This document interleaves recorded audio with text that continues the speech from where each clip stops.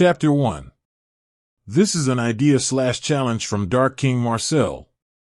Remember, this is a fanfic, so Naruto does not have to be canon, which he isn't. I do not own any of these characters except for the OC characters that I say I added. Hope you enjoy. Darkness surrounded him. Nothing was visible but him. He couldn't see anything besides himself in the vast blackness he was in. You can't trust them. A dark and ominous voice spoke. They are creatures born of sin. They only do what benefits them. The darkness will let you see that. Give in to the darkness, let it consume you. He shot straight up in bed, panting and sweating. He could feel his heart pounding like it was going to shoot out of his chest. It took him a minute before he relaxed. That dream again, he spoke.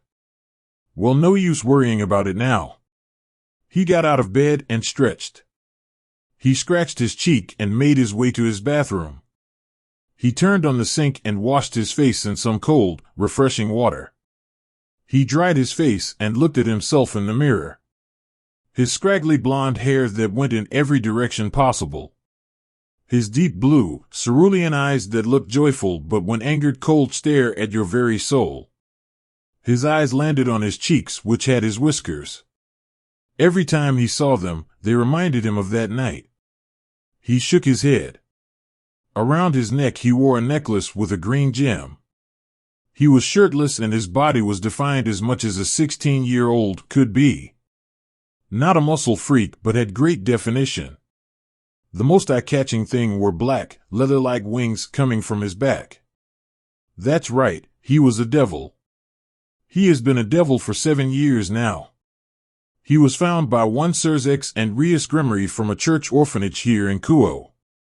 But that is a story for later. Well, Naruto, he said to himself, here's to another great day. This was Naruto Uzumaki. Little did he know that he wouldn't have any more great days for a while. He walked out his bathroom and started to change to his school uniform. He wore the standard Kuo Academy uniform. He wore his black jacket open over his open button-up shirt. He wore a dark orange shirt underneath it. He had the standard black pants with black shoes with a white trim to top it off. He looked in the mirror and put a comb through his hair. It stayed down for a few seconds before going back to its disheveled appearance. He sighed. Giving himself a once-over, he nodded and left his room and made his way downstairs. He lived in a small 2-story house.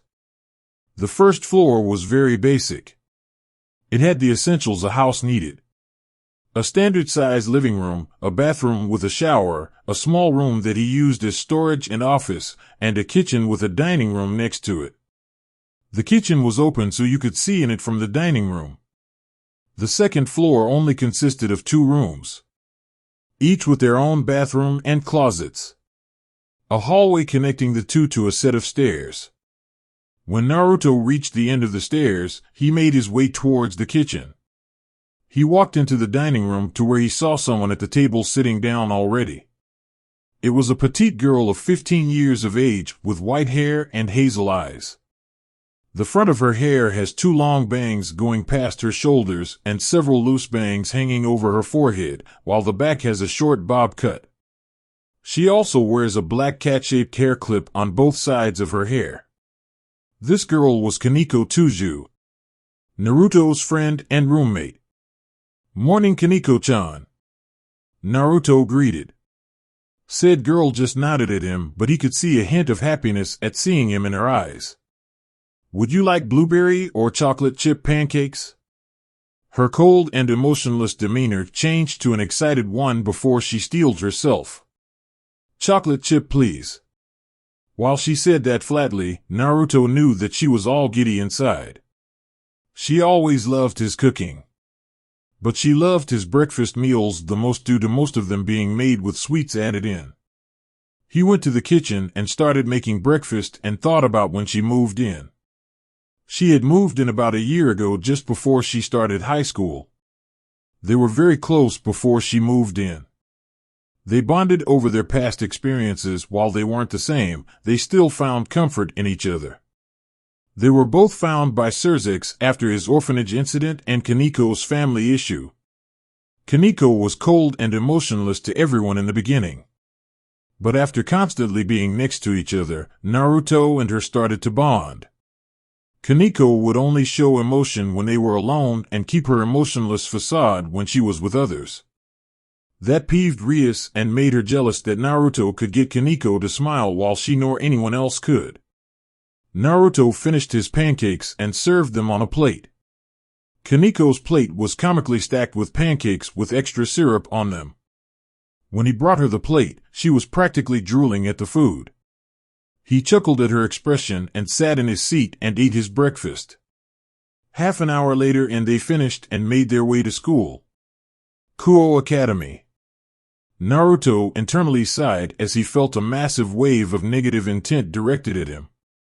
It wasn't anything that could affect him, but the fact that he was the center of it was ridiculous. Every male in Kuo Academy hated him.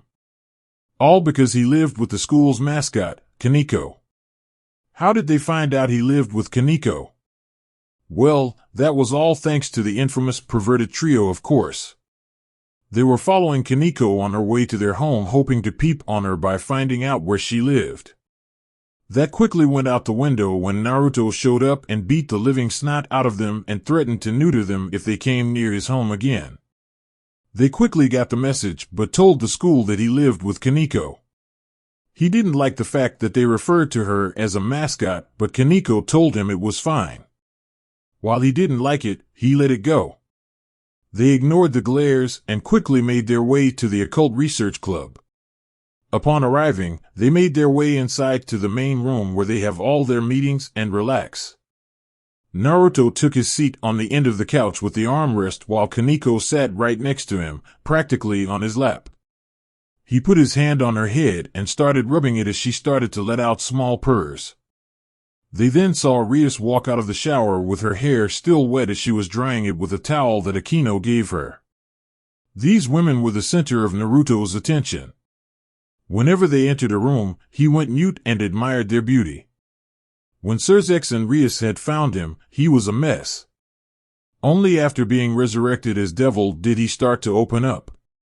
Akino was already her queen when they found him. Flashback.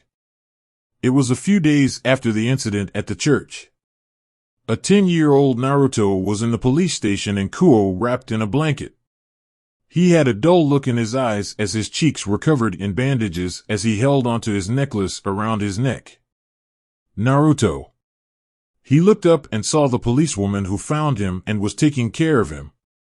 This was the same woman who had found him when he had lost his parents a few years ago, and now she found him in the same situation once again. Some people would like to talk to you. Can you come with me? She held out her hand for him to grab. He grabbed it and followed her as she led him to a private room. When they entered, she closed the door behind them. Naruto looked around and saw that there was a small table in the middle of the room with two people sitting there.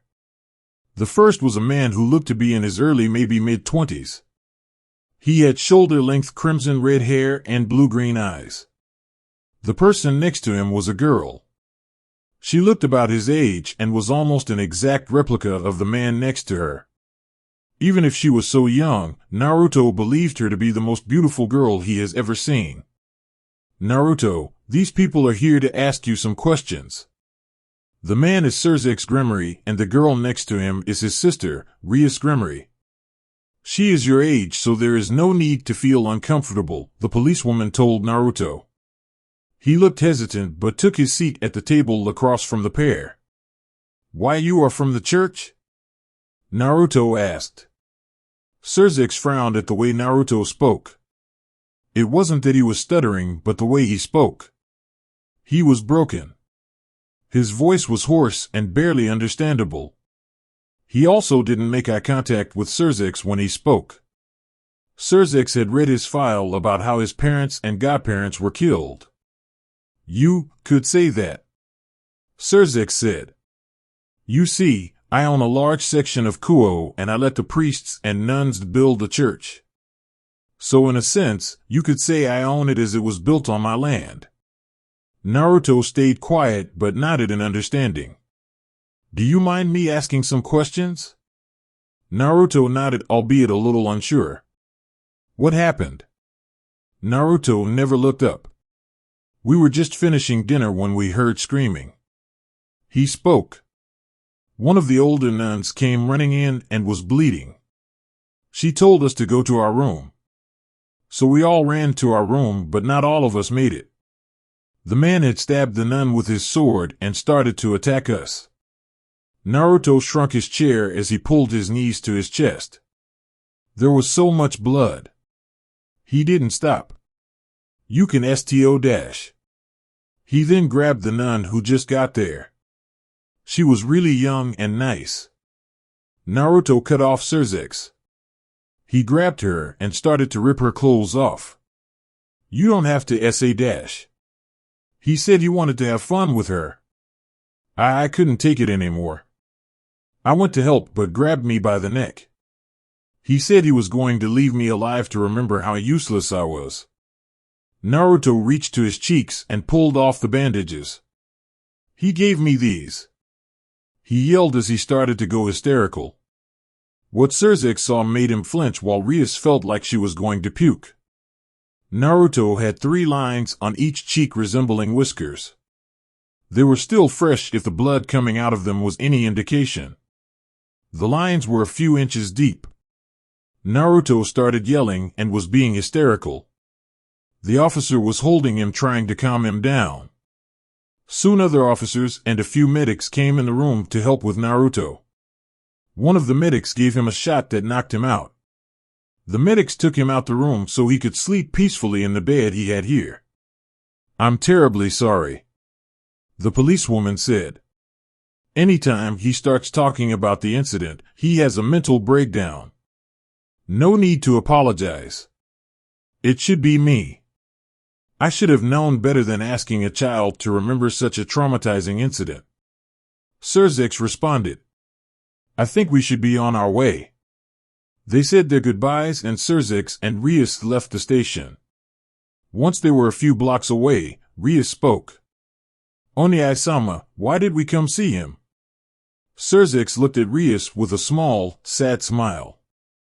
Because the church was attacked by a rogue exorcist. He was the only person to survive the encounter, and I wanted to see something for myself. Rias quirked an eyebrow. What did you want to see? She questioned. A few years ago, his parents and godparents were killed by robbers. I say robbers because that is what the police report said. But what they have wrote was that he saw people with black bird wings. Now, if my hunch is correct, he may be a very important person. After that, Surzex returned a few days later with his wife, Graphia. They told him that they wanted to adopt him. When he heard this, he cried as no one ever wanted to adopt him when he was at the church. This got the emotionless Graphia to shed a few of her own tears that shocked Surzex. He wasn't able to even get her to show emotion while doing business-related matters, and this boy had her shedding tears within minutes of knowing her. After the papers were filled out, they then told him the truth. While they did still want to adopt him, they explained to him about all of the beings and creatures that existed. From devils to angels and everything in between. They expected him to go into shock or deny it, but he just said that he kinda knew. He knew when he saw his parents killed that the fallen were real. And so life went on for Naruto. He was turned into a devil by Rias. She had tried to resurrect him using multiple pieces. From her pawns to her bishops and knights, but nothing worked. Surzex knew this wasn't going to work but never said anything to her. He then gave her one of his peerage pieces. It was a mutated piece, but it was unrecognizable. While only him and a few others knew how powerful the piece was, when Rias asked what piece it was, he said he didn't know himself. Thus Naruto became the unknown of Rias Grimry's peerage. It would be a little later when Kaneko would become her rook and Kiba her knight. Then Gasper becoming her mutated bishop. Things were difficult for Naruto to adjust. While he accepted that he was now a devil, he still had problems opening up to others besides Graphia and Milikas. Rias and Akino tried hard to break down his walls and finally succeeded. That was when Naruto started to fall for the two beauties. He would do anything for them. Then came training. When determining what weapon Naruto should have, he felt a pull towards the swords laid out to him. As soon as he picked it up, it felt right. When he moved with it and swung it around, it looked like the second nature for him. Even more so than Kiba looked when he wielded his swords. This led to Rias and the rest of her believing his mutated piece was a knight piece. They then believed it was the strongest mutated knight, as he was even able to use the swords from Kiba's sword birth sacred gear even better than Kiba was able. But he then showed superb strength like Rook and was able to heal faster than normal, which was like a bishop. It puzzled them, but just let it go as a means of his hard work and above-average magic levels that he got when he was reincarnated. Flashback end. That led to now. Not too long after they moved to the human realm and became students at Kuo Academy along with Rias' best friend, Sona Citri. Naruto was taken out of his thoughts as Kiba walked through the door and Rias sat at her desk with Akino standing behind her. "Good, you are all here now," Rias said. "I need you, Naruto, to bring Issei here after school today. After the event with Rainier, he was attacked by another fallen last night. I told him that one of you would fetch him for me today when he woke up. You didn't dash. The naked method?" Rias interrupted him. She laughed a bit. "No, I healed him by regular means. I just fell asleep at his place when I was done." Naruto nodded, glad that she didn't show her body to that pervert. "I'll bring the pervert after school, Rias-chan," Naruto responded before they all left to start the school day. After school, Issei was nervous. When he woke up this morning, he never expected to wake up with Rias in his room. He felt like jumping for joy, but that went away as Rias said she would have someone get him after school. That immediately made him panic. Did he force her to do something against her will? Did he rape her? Did he do so horrible and bad that she wanted him dead? Yo, pervert! Issei froze at that voice. He turned his head towards the doorway and saw all the girls crowding around Naruto. Naruto was one of the two great princes of Kuo, as the girls called him. The other was Kiba. While he didn't like them, he would have rather it been Kiba. Kiba was all-around nice guy. No matter how many times Issei and his two friends bad-mouthed Kiba, he only smiled at them. Naruto was a different story. Naruto was a pretty relaxed person until it came to bullying and perverts. While he never cared if they made fun of him, once someone made fun of his friends or someone defenseless, you signed your death warrant. When it came to peeping, well, Issei couldn't count with both hands and feet at how many times Naruto pummeled him and his friends for peeping. But hey, peeping was his way of life. "Me?" Issei stuttered. Naruto sighed and walked over to him. "Yes, I mean you. Rias already told you she would have someone pick you up, and you know the only time I can be near you is when I have to teach you a lesson," Naruto replied as he started to walk away. Issei nodded and got up, following Naruto out to class. They walked to the ORC club room in complete and utter silence. Issei wanted to say something, but the thought of getting hit by Naruto was keeping his lips closed. They finally reached the club room and saw that everyone was already waiting for them. Naruto took his seat on the couch and Kaneko sat by his side. "Welcome, Issei," Rias spoke. Issei shifted nervously. You what did you need to see me for?" Rias just smiled softly. "I'm going to blunt with you, Issei. We are all devils."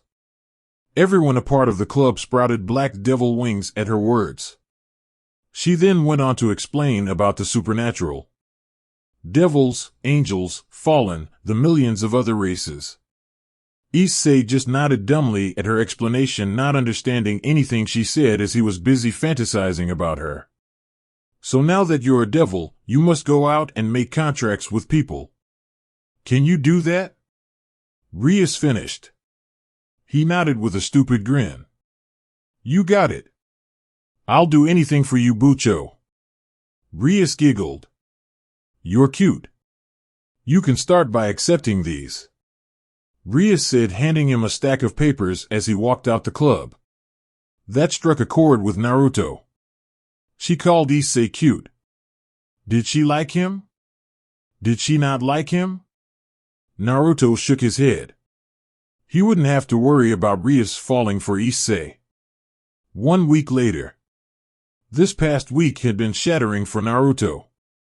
He had been called out more by his contracts, which was good for him as he could buy more sweets for Kaneko, and having a little extra cash doesn't hurt either.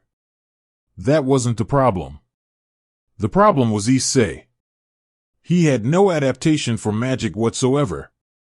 He couldn't even use the teleportation spell. Devils at the age of 8 are advanced in using that spell. Add to the fact that he had over a handful of contract calls, he didn't get a single one for himself. It also didn't help that he had to ride a bike to the client's home every night. Rias made it her duty to personally teach him how to use magic to some degree and how to get clients. Naruto was a bit peeved that Issei had to be taught how to interact with normal people and not perverts. She even went as far to staying the night at his home some nights, which hit Naruto hard. Naruto felt like his heart was going to break when he learned about this. He even tried to hang out with Rias like they used to. She turned him down every time, saying Issei needed to be taught something else to help him. The same thing happened with Akino and Kiba. They seemed more interested in teaching Issei than anything else. Naruto had tried talking to them or hanging out with them but got turned down for Issei. Kiba said that he needed to train Issei to make sure that he could protect himself. Akino told him that she needed to educate him about devils and the other factions. Naruto never felt so hurt before. Rias. Akino. The girls that he loved and would give his life for. Kiba. He was like a brother to Naruto.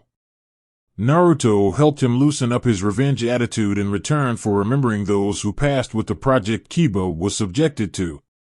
The only person who stayed by Naruto's side was Kaneko. She hated perverts with a passion, so it was understandable. And then there was that nun that Issei befriended. She was staying in that church. Naruto shook his head of his thoughts as he came to the ORC room. Upon entering the room, he saw that it was completely empty. He looked around and couldn't find a trace of them being there. Naruto was a bit perplexed as he just went out with a client just an hour ago and everyone was still here when he left. Letting curiosity get the better of him, he conjured a spell that let peerage members sense each other. When he did it, he froze. He felt Rias and Akino were fine along with the stupid pervert. No, what froze him was that while he could still sense Kiba and Kaneko, they had very little magic left in them, and they were at the church. He wasted no time in teleporting to the church. Abandoned church. When Naruto arrived, he flinched. As he looked at the church, memories started to fill his head. All those kids killed. The nuns murdered. This was the church that Naruto stayed at when he lost his parents. Naruto steeled his nerves and kicked open the church doors. What he saw, he would never forget. Dead exorcists littered the floor, lying in pools of blood. A blonde girl who he assumed was Asia. Issei had his sacred gear unlocked as he was frozen, looking at Rainier, who was currently in her uniform. Kiba and Kaneko were unconscious on the floor. And standing over them was someone who made Naruto's blood boil. Everyone awake looked over at him. Well, well, well. If it is Whiskers-kun. Flashback. Naruto had no idea what was going on. The nun had just came in yelling at them to get to their rooms before she was stabbed through her chest. Everyone started screaming and running away. Apparently, it was useless as the man was slaughtering them as they attempted to get away. Naruto fell to the ground as he felt the lifeless body of one of the children land on him. The attacker didn't notice him as he went on to continue his massacre. Naruto laid there with the lifeless bodies of his fellow orphans. Now, while they may have ignored and bullied Naruto as they were afraid that he was the one who killed his parents, Naruto would never dream of hurting them. No one deserved this. Then he heard a scream. It sounded like one of the new nuns that had just arrived there. Naruto got to his feet and made his way to where he heard the scream. He found himself going to the main hall of the church. When he made it there, he saw the exorcist holding the nun against the wall as her outfit was cut down the middle, exposing her. The man laughed like a lunatic. "Now, be a good girl and scream for me. I'll make sure I take your purity from you." Naruto looked on as the nun had a frightful look in her eyes. She looked as if she would rather die than be violated than this man. Naruto snapped. He didn't know why, but all he saw was darkness surrounding him. And standing in the darkness was the exorcist. Naruto charged at him. He didn't get far as the exorcist let go of the nun and grabbed Naruto by his neck. "What can a shitty kid like you do against me?" the exorcist said while choking Naruto. "Stop!" the nun yelled. "I'll do anything you want. Just don't hurt him." Freed stopped and turned to her. "Really?" No matter how much she wanted to resist, she nodded. She had to do this so Naruto could live. She had only been here for a year, but she grew closer to Naruto than any of the other children at the orphanage. She saw how the other kids treated him and avoided him. Over the years she was here, they grew close. Him telling her about his life that he never told anyone else, and she told him her life.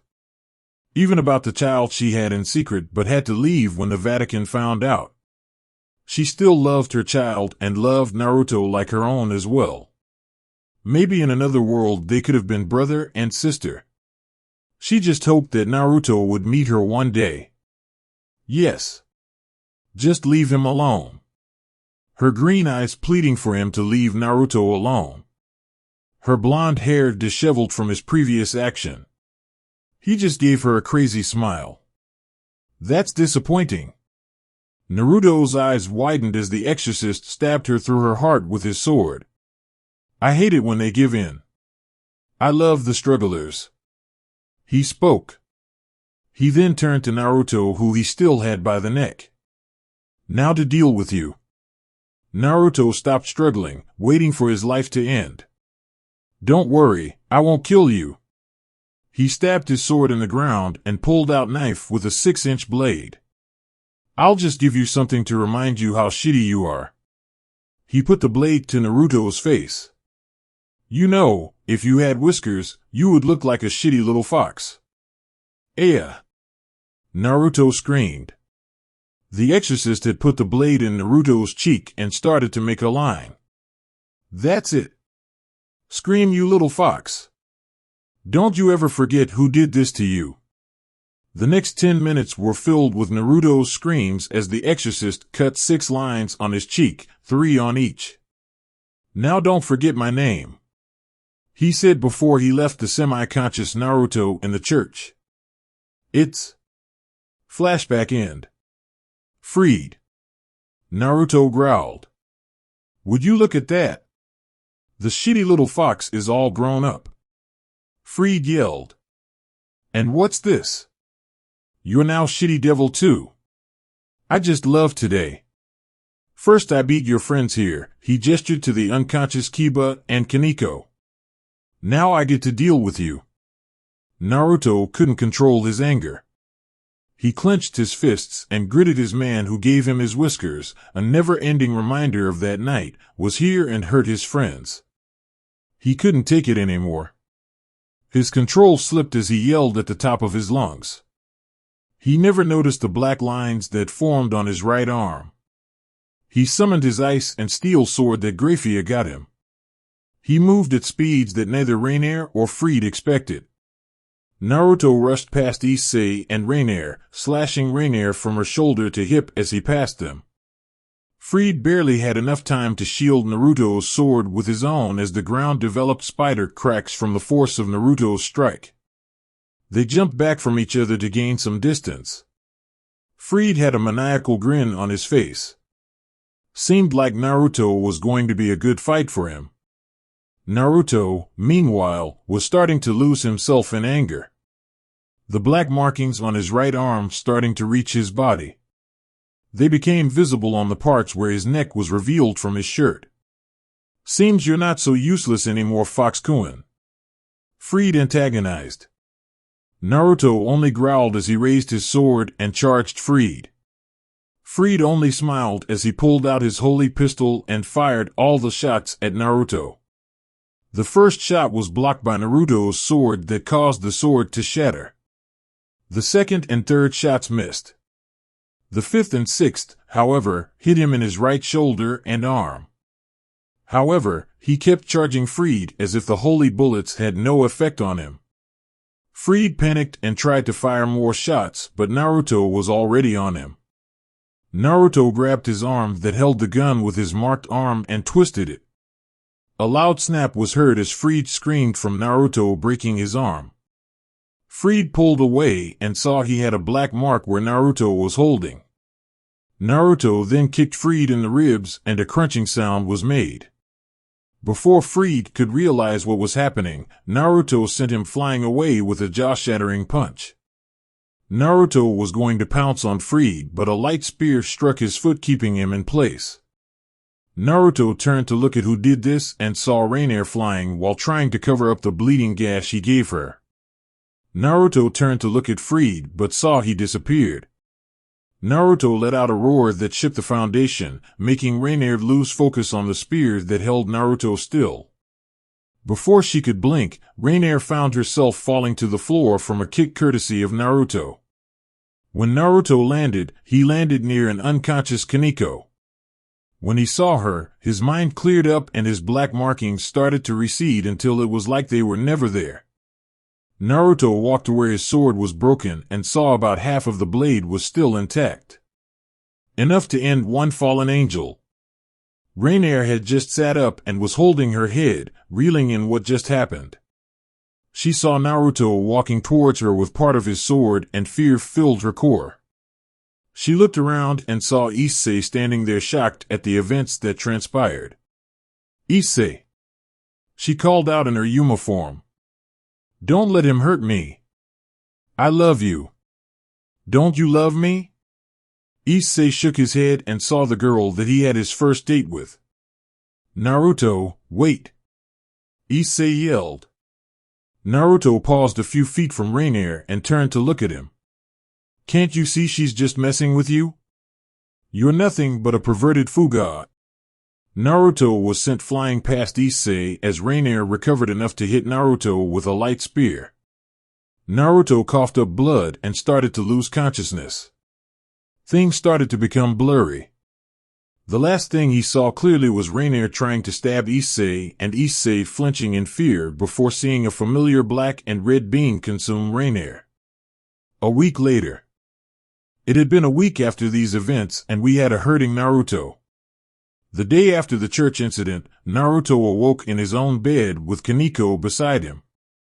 It wasn't as strange as they slept in the same bed when Kaneko cried in the past over her sister.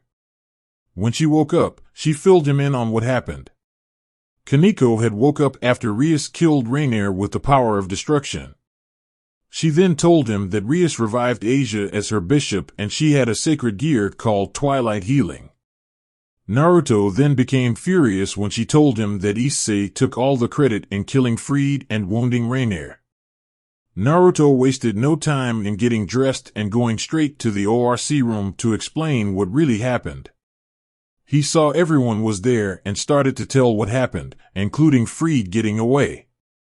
But they didn't believe him. Issei gloated that it was because of his sacred gear, which they learned was boosted gear, that he killed Freed and injured Rainier. Naruto persisted on what Issei was saying was a lie, but gave up when Akino, Rias, and Kiba were more interested in his gear. The rest of the week just got worse. Rias paid little attention to anyone besides Issei and Asia. The same with Kiba and Akino. Naruto felt unwanted and Kaneko tried her best to cheer him up as seeing him upset made her heart ache. She went as far as to show emotion around others, not that they noticed as they were busy with Asia and Issei. Issei let all the attention go to his head. He walked like he was hot shit and went as far as taking Naruto's spot on the couch. When he tried to get it back, he was told by Rias to leave him alone, to which Naruto relented. Asia, on the other hand, was kind and endearing to Naruto. Not many paid mind to it besides Naruto and Kaneko.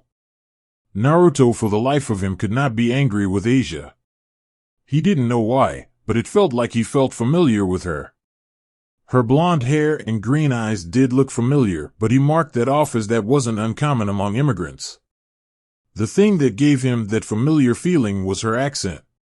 He swore he heard it somewhere. He didn't talk to her much, but that feeling was still there over the week. That was what led him to now. He had just came in from a client. Some strange guy wanted him to fish with him. Oddly enough, wasn't the weirdest thing someone called him in for. He walked into the ORC room and went to grab his bag that he left here. When he was about to leave, he heard a vibration sound. He looked at the couch and saw it was a phone. Issei's phone. As much as he wanted to destroy the thing and walk away, he couldn't. Issei needed his phone as his low magic reserves took away from contacting him through the use of magic. So he went to the small pantry they had and grabbed a Ziploc and put the phone in it. Issei's house. Naruto arrived at Issei's house and inspected it. It was a nice quiet home that fit well for a loving family. Naruto only hoped Issei's parents were sane and not like Issei. Before he could do anything, he sensed the small amount of magic being used in the house. Before he could sense who it was, a barrier went up. Naruto really wanted to let Issei be, but he relented. He rushed in the home and made his way upstairs. He looked at all the rooms and saw the one that had the barrier. He ran up to it and kicked the door open. He instantly regretted it. "Take me, Issei." Naruto froze and then dropped the phone with a thud. Rias and Issei looked at Naruto. Issei was laying on his back propped up with his elbows without a shirt. Rias was straddling him with nothing on except for panties, leaving her breasts visible. Naruto ran. He ran faster than he ever did. If he had stayed longer, he would have seen Graphia appear just moments after he ran off. Forest. Naruto was crying his eyes out. The girl he loved went after someone else. He had always thought she loved him too. All the time they spent together. The memories they had. Gone. All because of him. Issei showed up and things changed. No one even acknowledged his existence besides Kaneko now. All because he had a powerful sacred gear. Naruto started to become lost. Every negative feeling or emotion filling him. Anger. Jealousy. Greed. The list goes on. His arm started to get black markings once again. He started to see Issei appear in a tree's place and he lost it. A black gauntlet took place on his hand as punched the tree. It shattered into splinters. Naruto panted as he looked at the tree. He then looked at the gauntlet that was on his arm. He passed out. Mindscape. Naruto looked around and saw nothing but darkness. Just like those dreams were. "Welcome, young one." A booming and ominous voice spoke. "Congratulations on being my first wielder, partner." Naruto turned around and saw a shadowy figure approach him. "Now let's get acquainted, shall we?" ORC. Things were getting far too hectic.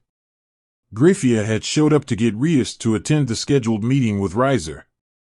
But she ran off. Thankfully, she stopped Rias from giving away her virginity. If Naruto found out, he would be crushed. She needed to tell him so he wouldn't go nuts or do something crazy. And that led Rias and Riser were arguing over the marriage. Graphia suggested a rating game, to which they both agreed. Riser will give you 10 days to train and prepare for the match. Akaki Riser said. Are you trying to say something? Ria said through clenched teeth. Well, I do have a full set while you wasted half your pieces on that useless boy over there. Riser responded. Why you? Ria shouted. I challenge you right now. Graphia decided to get involved. Naruto wasn't here and Rice would need all of her pieces to have a chance. Ria-sama, I advise you to T-dash. I am thinking, Graphia. I won't be insulted by some womanizing prick. Take us to the arena now. Graphia conceded. As she was teleporting them out of the room, she saw Naruto walk in just as they disappeared. The look of hurt and betrayal on his face was more than it should have been for leaving him.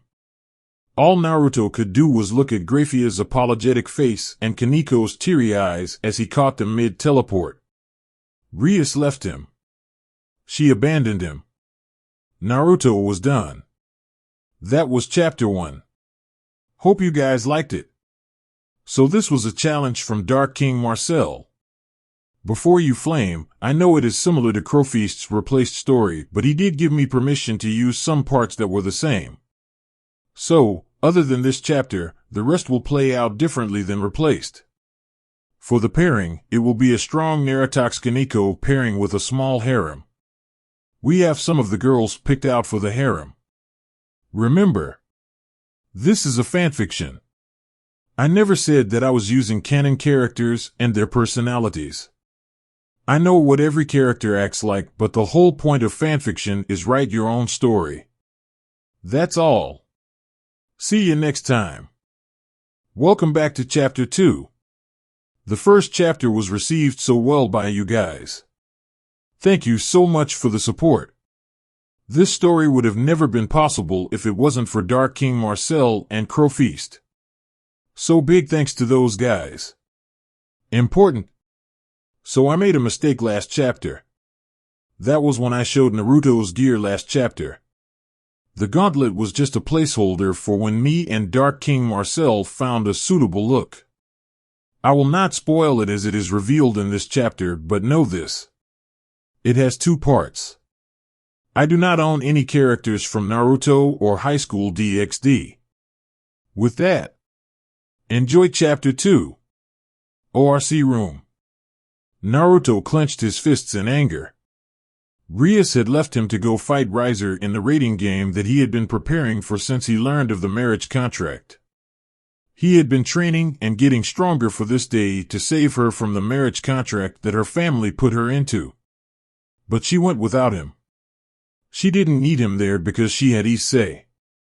I'm through with this, Naruto said as he was walking out the room. And what are you going to do? A voice spoke to him. Naruto turned around and looked where the voice was coming from. He saw the owner of the voice sitting on the windowsill. There was a small, orange fox sitting in the window, with red slit eyes and its one tail swishing back and forth. It was a fox spirit and his familiar. I don't know Kurama. I just can't deal with this anymore. I have done everything for Rias and then Issei shows up and she tosses me aside. Naruto vented. I was always there for her when she needed me.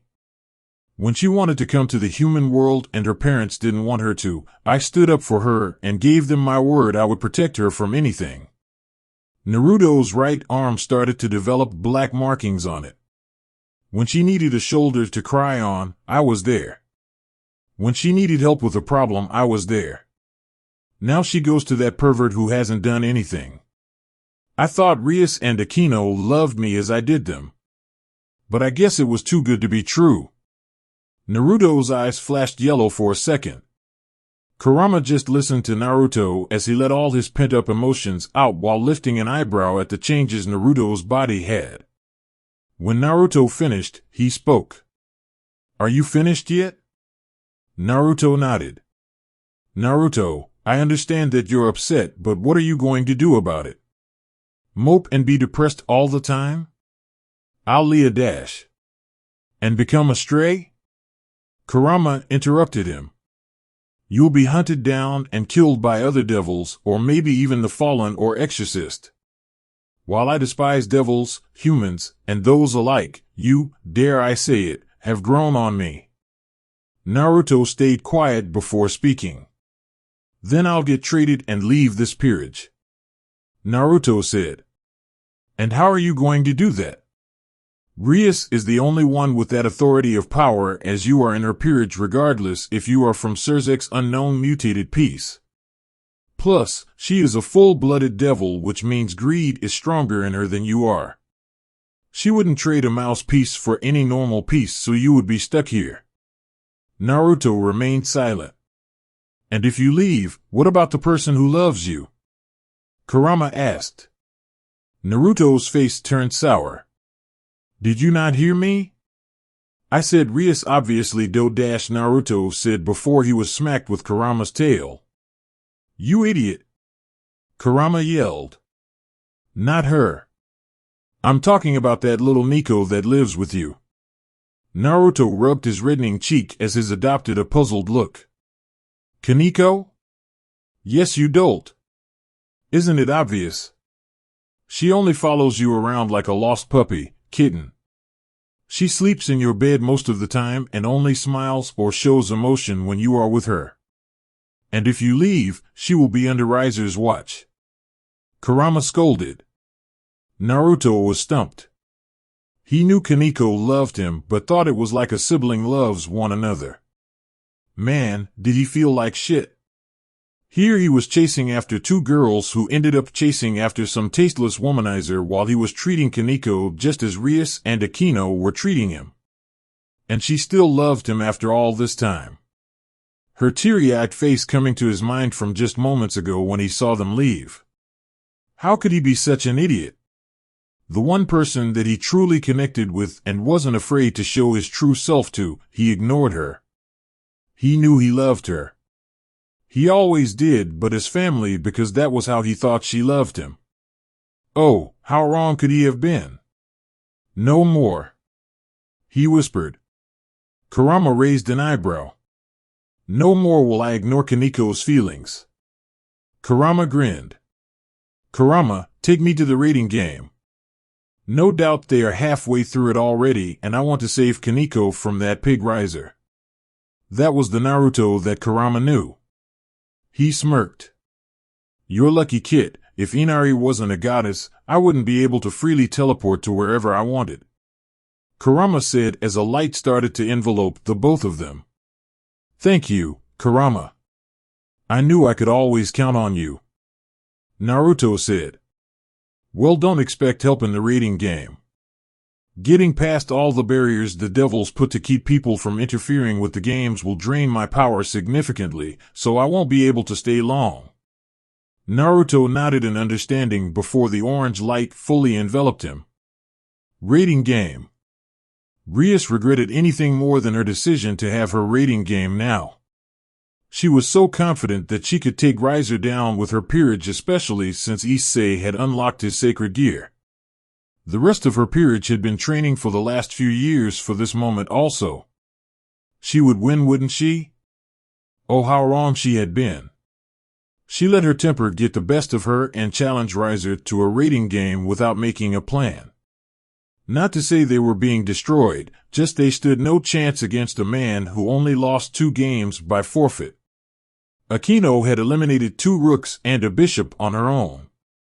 Kiba was able to take out both of Riser's knights and a few pawns while Kaneko took out both rooks and a few of his pawns. Issei was busy gawking at the girls to be of any help while Asia proved most useful as she healed them as much as she could before she got exhausted and eliminated by Riser's queen, Yubaluna. She had taken Asia out when she began healing Akino. Akino surprised, and by the time she saw Yubaluna, it was too late. Kiba saw Akino leave the battlefield and charged her but was intercepted by Riser's remaining pawns. Kiba took out 3 but the remaining 2 took advantage of his exhausted state and eliminated him. Kaneko summoned whatever strength she had left and took out the 2 pawns before getting kicked by Yubaluna and sent tumbling across the front of the school grounds. She was conscious, but was unable to move, leaving her in the rating game. That left Rias and Issei to fight with Kaneko helpless, while Riser stood opposite of her with his bishop and sister, Ravel, and queen, Ubeluna. Rias couldn't help but feel as if there should have been one more person on the field. It wasn't Gasper, as he wasn't ready to come out yet. She didn't have to think for long as Riser interrupted her thoughts. "Well, Rias-chan, what are you going to do now?" Riser taunted. Rias was going to speak, but Riser beat her to it. "What happened to that blondie you had? You know, the one who always tried to kill me with that glare of his. Did he finally run away after realizing that he never had a chance of being with you? Did you turn him down so hard that his heart broke?" Riser laughed, as did Ubeluna, while Ravel shook her head sadly. She never liked the way her brother acted. It was just sad watching that boy follow you like a love-sick puppy. Man, did he ever love you? Riser was holding his sides, trying to contain his laughter. Rias finally realized who was missing. Naruto. How could she forget about him? What made her wait? He loved her? Why didn't she know? We don't need that guy. Issei yelled. I'm more than enough for Bucho to deal with you guys. Issei gloated with a confident smirk as he crossed his arms. His cool demeanor was cut short. Ha ha ha. Riser was in full-blown laughter as Ubeluna was laughing and Ravel was giggling. You wouldn't hold a candle to that blonde. Riser told him. His piece outmatches yours 100 times over. Liar. Issei yelled.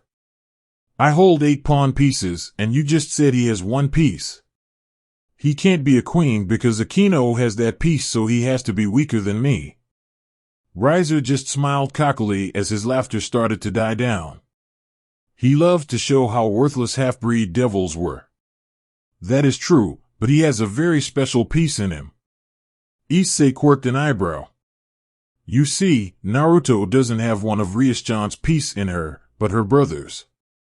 Riser face-palmed at the confused face Issei was making. *Sigh, Rias' brother is Surzex Lucifer, the strongest devil in the underworld and the underworld's leader. Issei gaped. Rias was related to the leader of the devils? And by telling by your reaction, you have little understanding of how our evil pieces work. You see, depending on how strong you are, it would take more than 1 piece to revive you, Issei smirked. It also factors in the strength of the piece's owner. While you may hold 8 pawns, if her brother was to resurrect you, he would have used maybe less than half the number of pawns Rias used. Issei deflated. So he was only as strong as his king. But Rias was strong too. And Rias received a piece from her brother. It also happened to be a mutated piece. You should already know that mutated pieces are stronger than non-mutated pieces. Issei started to look depressed as Riser kept explaining, much to Riser's chagrin. That is the piece that Naruto holds within him. The problem is, no one knows what piece that is. Not even Lucifer-sama himself doesn't know what piece it is. He said that it was an extra piece when he received his evil set. Issei couldn't understand what was going on anymore. Was he truly that worthless? He took 8 pieces, but Naruto only needed 1 mutated from the Devil King. How strong was Naruto really? Enough games, Riser. Rias yelled. This match ends here with your defeat. Riser smirked. And how so? All that is left is your rook, who is badly injured, a clueless pawn, and yourself. You may pose a threat, but the other 2 are better off dead. Riser taunted. Before anyone could do anything else, an orange light appeared in the middle of the 2 groups. Reception Hall. The room was filled with noble devils. From the Grimmery and Phoenix House to the Citri and Bales. Many had came to the reception hall to watch the rating game between the heir of Grimmery and the third born of the Phoenix House. What is that? Yelled Lord Phoenix. No one answered as none had any idea who it was but one person. Naruto. Grafia whispered. Surzex was standing next to her and gave her a sad look. She had told him what her sister was planning to do and was upset. He knew Grafia loved Naruto just as much as she did Milikas, and to see Naruto's source of love about to give away her virginity to a boy she just met made her heart ache. Surzex loved Naruto too. He would always be his son. Rias was his sister, but what she did was not only disappointing, but disgraceful as an heir to the Grimoire house. He looked at the screen and hoped that Naruto didn't know what Rias did. Surzex didn't want him to release his unknown power sealed within him, and no matter how much it pained him, he prayed Naruto wouldn't lose himself if he releases said power. Rating game. Naruto appeared on the battlefield with Kurama sitting on his shoulder. Naruto looked in front of him and saw Riser with his 2 remaining pieces. He looked behind him and saw Rias and Issei with Kaneko lying behind them. His eyes widened before he ran towards her. Rias went to give him a hug, but hugged thin air as Naruto avoided her in favor of going to Kaneko. When he reached her, he knelt down and held her upper body up. Kaneko-chan, are you all right? Naruto asked. She gave him a small smile. I'm fine. Just a little tired. Kaneko lied. She tried to get up but stopped when Naruto brought her into a hug. She was shocked. He had never hugged her out of the blue like that before. I'm sorry, he said. She looked puzzled. I'm sorry for being so stupid and not realizing your feelings. Kaneko blushed at what he was saying. What was he talking about? They were in the middle of fighting. Kaneko, give up please. I don't want you to get hurt. I will deal with them. Please rest. Naruto told her. She wanted to protest, but saw the look on his face and knew there was no arguing. Okay. She conceded. Naruto nodded. Kurama, go with her please. Kurama grumbled something about babysitting but hopped onto Kaneko's shoulders. I give up, Kaneko said before disappearing. Rias Rook has been retired. Grafia's voice rang out through the battlefield. Well, looks like you didn't abandon the boy, Rias. Riser laughed.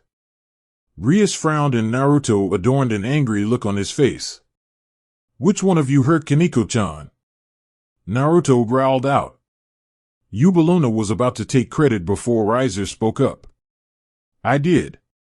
So what are you going to Riser never finished as Naruto punched him in the face, sending him flying into the replica of the school building. He turned and quickly punched Yubaluna in the stomach, sending her to the ground. He moved faster than anyone on the field could see and than most of those watching. The only ones able to track him were the ones who had lots of experience, but even then, he looked as if he moved through the shadows. Rias could only stare wide-eyed as Issei gaped. Naruto turned to Revel. Give up, Revel. I know you don't want to fight, but if you do, I won't hold back. Revel didn't have any time to respond as a giant fireball was coming towards them from the hole in the school. Naruto picked up Revel bridal style and jumped away from the blast that engulfed where they were standing, including Yubaluna. Yubaluna's screams could be heard until she left the rating game. Riser's queen has been eliminated. Naruto landed a few feet away from Rias and Issei. He placed Revel on her feet as she had a red hue on her cheeks due to embarrassment and anger from being carried and that her brother almost hit her with his attack. Wait here, Ujo-sama, princess. Naruto told her before he jumped back to where they were standing moments ago. Revel fought hard to keep her blush under control. You filthy mutt. Riser screamed as he flew out of the hole in the wall with his phoenix wings. How dare scum like you touch me? Naruto just stared at him coldly, never removing his eyes from his form as if staring at his soul. What's the matter? Cat got your tongue? Riser smirked. He knew what would set him off. I'm sure that little Nico would love to have my tongue in her. Riser instantly regretted what he said. All Naruto saw was black. He wanted to kill Riser. He didn't care about Rias and Akino. All he cared about was Kaneko, and this scumbag just pushed his luck. You bastard! Naruto yelled. Black marking covering his arm as his eyes turned solid yellow with a black pupil. The aura he let out felt as if it was draining the life out of those nearby. Black energy started to surround him, tendrils swishing around before he was obstructed by a black cloud of energy. When it cleared, it revealed an astonishing sight. Spectators. What is that? Someone yelled. What is he doing? Another shouted. Chaos erupted as the room was filled with similar statements before the room dropped in temperature significantly. Xerxes, Graphia said in a spine-chilling tone. Did you know about this? The moment Graphia said Xerxes without any form of honorific, he knew he was boned. Graphia was no fool. The moment the energy started to form around her adopted son, she felt the power of a sacred gear. Now she wanted to know why she wasn't informed. Before any response could be made by Xerxes, his father spoke. Look! Xiaticus shouted. The smoke is clearing. Everyone turned to the screen and would never forget what they saw. Rating game. When the smoke cleared, Naruto stood where he was before, but he looked nothing like the Naruto everyone knew. His eyes remained yellow like they were before he was covered in black energy. But this time, his right arm was covered with a black piece of armor that went just below his elbow. Black etchings coming from it, up his arm and covering parts of his neck and face. His canines were longer and sharper than before.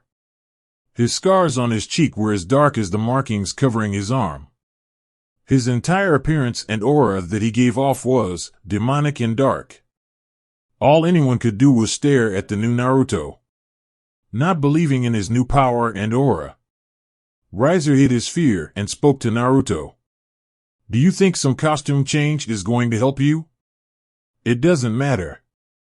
Rias, Akino, and Cone Dash. Shut up! Naruto yelled, his voice gaining a deep and frightening tone.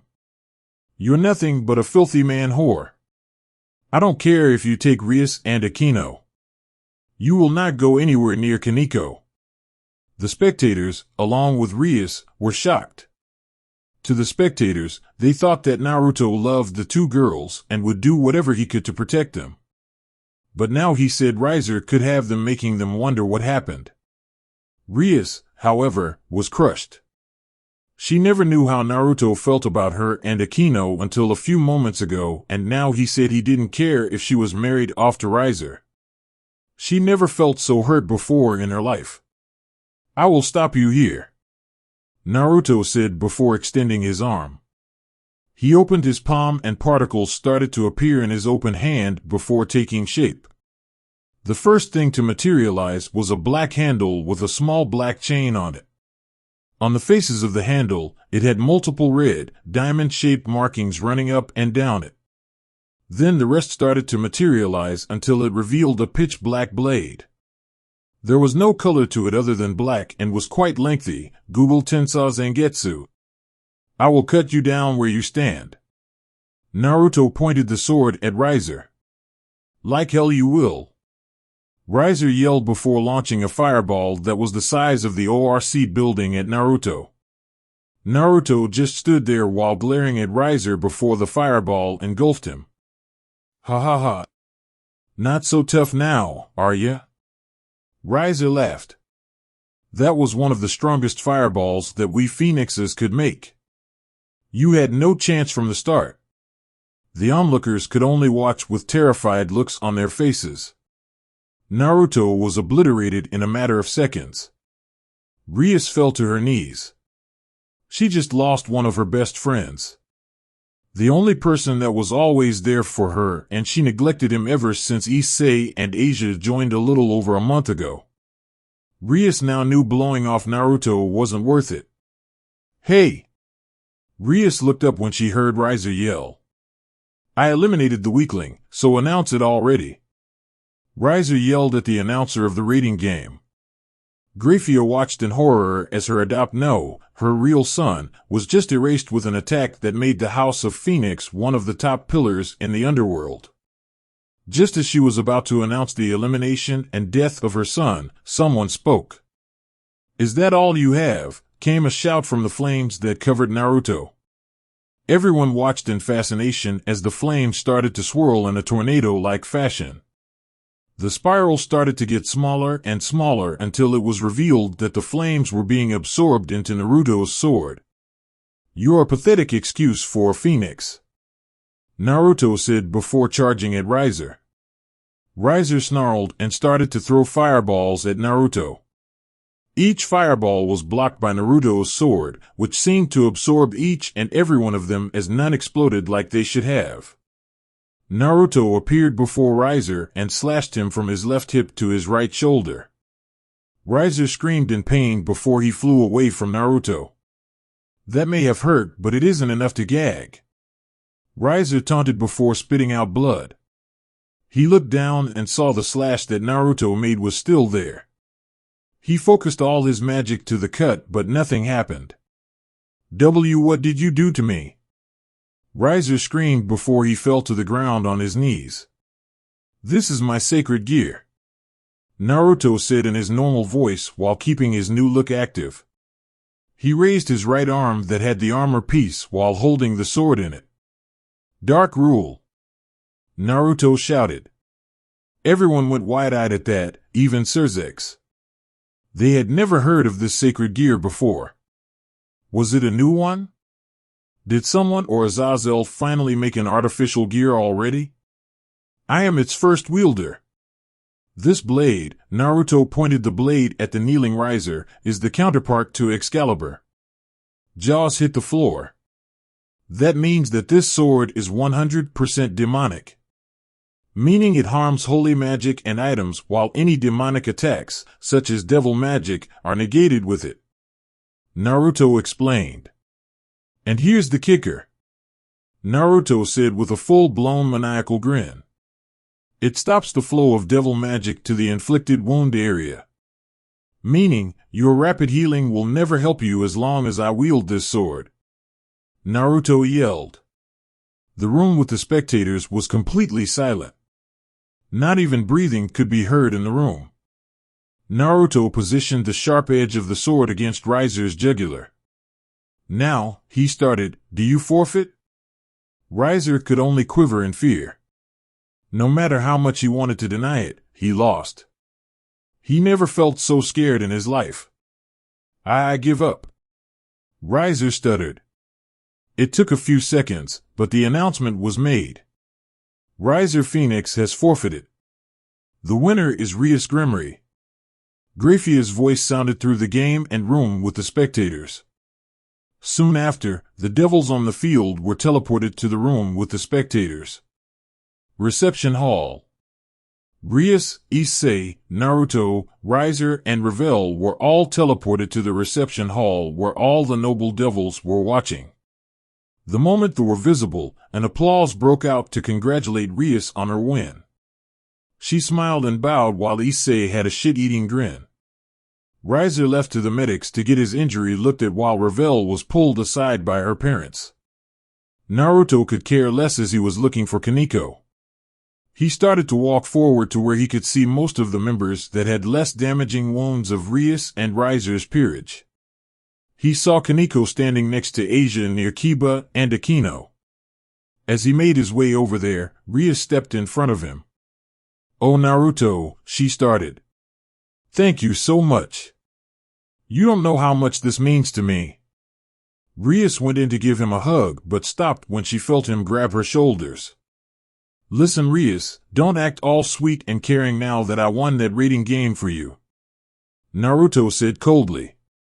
"You ignored me and left me to my own devices for the last month in favor in training him," Naruto angrily said as he pointed at Issei. "Well, you have to understand," Rias pleaded. "I needed him to be as strong as he could for this game." "Ha! Naruto laughed, surprising those who knew him. He was never one to laugh in someone's face or known to be angry. What good did that do you? Did he eliminate any of Riser's peerage? She shook her head. Then it was all just a waste. He shouted. And don't forget about what I saw you trying to do last night. Ria's eyes widened as she forgot that he walked in just before Graphia came. Graphia was shocked to her core. He doesn't mean, she thought. No, he couldn't be. I didn't see him there and I stopped her before anything could happen. Out of the corner of his eye, Naruto saw Graphia shifting nervously. So, he thought, were they in on it too? Naruto questioned himself before speaking. I'm done, Rias. That statement put the devils on edge. He wasn't planning on becoming a stray, was he? I loved you for the kind and caring girl that I thought you and Akino were. I know, see that I was just merely a tool to be used. Naruto said. Naruto, that's not true. Rias pleaded as tears started to form. I will stay in your peerage, so you don't have to worry about your weapon leaving you. He said, giving her a bit of hope. That was crushed with his next words. Know this. I am not staying for you, as I now realize that loving you was a mistake. That hurt. The others in the room flinched at the cold words he spoke. I am only staying so I don't leave someone all alone, and because of the promise I made to your brother that I would always be there for you. Just know that I'm only doing this as a promise, and if I had the choice, I wouldn't. He finished as he walked past her. She tried to grab him, but a hand on her shoulder stopped her. She turned to see who it was. Oni-I-. Stop. Surzex told her. You've done enough. Let him cool off. She nodded and looked at Naruto walking to her peerage. Akino saw him walking towards her and sent him a suggestive smile and wink. Akino thought he was going to her, as did Rias. They were proved wrong when he brushed her off as if she wasn't even there. The rest of the devils just watched with anticipation, waiting to see what the blonde enigma would do next. Naruto made his way towards Kaneko. When he reached her, he saw she was wrapped in bandages. Her left arm was covered as half of her right leg was. Her shirt was cut at the bottom, revealing that her stomach was bandaged also. Are you okay, Kaneko? Naruto asked with concern. Hi, she responded with her emotionless tone. But if you looked closely, like Naruto did, you could see that her eyes were watery. I'm sorry, he said. I'm sorry that I didn't realize your feelings before. Kaneko's cheeks adorned a pink hue on them. I knew you always loved me, but I thought you loved me as a brother and nothing more. So I loved you as a sister and nothing more. Tears started to fall down her face. I'm glad that you're okay. I love you as you're my family. The truth is, I don't know what is going to happen between us. I mean, if we can be in a relationship. But the thing is, he started, I don't know if I can right away. I'm still trying to cope with everything that has happened in these past few weeks. Kaneko looked down as her hair shadowed her eyes. I understand if you don't have feelings for me anymore. I made you wait this long, and all I'm asking is to wait a bit longer, he said as he looked to the side. Naruto. Naruto turned to look at Kaneko. When he faced her, she grabbed his shirt and pulled him down to her eye level. He expected her to hit him and he would let her. Kaneko, I'm sorry, MMPH. He started but was cut off as a pair of lips met his. His eyes got as wide as saucers as he looked at Kaneko kissing him. He was shocked to his core. He knew Kaneko showed emotion around him, but to openly kiss him in public shocked him. The entire room dropped their jaws. Kaneko. The Kaneko kissed Naruto. She was the one to initiate it. Her emotionless reputation was on par with Graphia, so for her to do that just left the room speechless, Graphia included. After what felt like an eternity, which was only 4 seconds, the two separated. Naruto was speechless, still shocked that Kaneko kissed him. Kaneko looked up at him and did something she's never done in public before. She smiled. I waited this long. I can wait a little bit more. Naruto only nodded dumbly. Now, take us home please, she said as she hugged him and nuzzled her head into his chest. And just like that, Naruto teleported them to his nice little home in Kuo, leaving a whole mess of trouble behind. It took a while for everyone to gain their bearings. After they did, all the nobles started to leave, seeing that the entertainment was over. Oh, were they wrong? Once all the nobles were gone, besides the Gremory family, Rias turned to Surzex, her peerage behind her now with Akino standing by her side. Oniai-sama. Naruto can't do that, can he? I never treated him like a tool. I just wanted Issy dash. Slap. Slap. Rias and Akino both held a hand to both of their cheeks with shock. Surzex was stunned at what just transpired in front of him. How dare you? Grafia shouted. I don't know what any of what Naruto said was true, but I know the my-son doesn't lie. Surzex tried to dissuade the situation before it got out of control. Gray dash. No, she cut him off. She is not a child anymore, Surzex. She has to deal with the consequences of her actions. Surzex wanted to say something, but she continued. Do you not remember what I told you tried to do just before the raiding game started? She shouted as Surzex frowned at remembering what his sister was going to do. And what would that be? Questioned a curious Zeaticus and a nodding Venelana. You didn't tell them? Grafia asked her husband. I didn't see any reason to. Surzex tried to defend himself. Grafia sighed before getting under control and adopted her professional stature. I am sorry for my outburst, Lord and Lady Gremory, she bowed. The simply waved it off as everyone had an outburst here and there. That is fine, Grafia. Venelana told her. But what did my daughter do? She said as she looked at Rias, who shrank under her gaze. When I went to go get Rias for her meeting with Riser, Grafia explained. I found her in just her underwear in her newly acquired pawn's room. Rias looked down as her parents looked at her with disappointing gazes. She was planning on giving her virginity to her pawn in hopes of breaking the contract between her and Riser. Grafia told them. Rias couldn't feel more ashamed of herself as her parents frowned at what Grafia told them. And if I'm correct, from what Naruto said earlier, he witnessed the whole ordeal just before I did. Grafia said, remembering to go and talk to Naruto right after this. Zeaticus and Venelana were shocked. If Naruto saw, that must have crushed him. Even they knew how much he loved their daughter and Akino. After a few moments and seeing Grafia get a bit fidgety, Zeaticus finally spoke. Thank you, Grafia. I know what you want to go do, and I give you full permission to go and see him. Grafia nodded before teleporting to go see her son. Now, he spoke, turning to the remaining people in the room. For you two, or should I say three? Zeaticus said, looking at Rias, Akino, and Surzex. Is what Grafia said true? Nobody looked him in the eye, choosing to take interest in the floor. I see. Well, there are going to be consequences being dealt with here today. He started. However, Surzex looked at his father. No matter how much I want to, I can't punish you as you are no longer a Gremory by name. So, you may leave.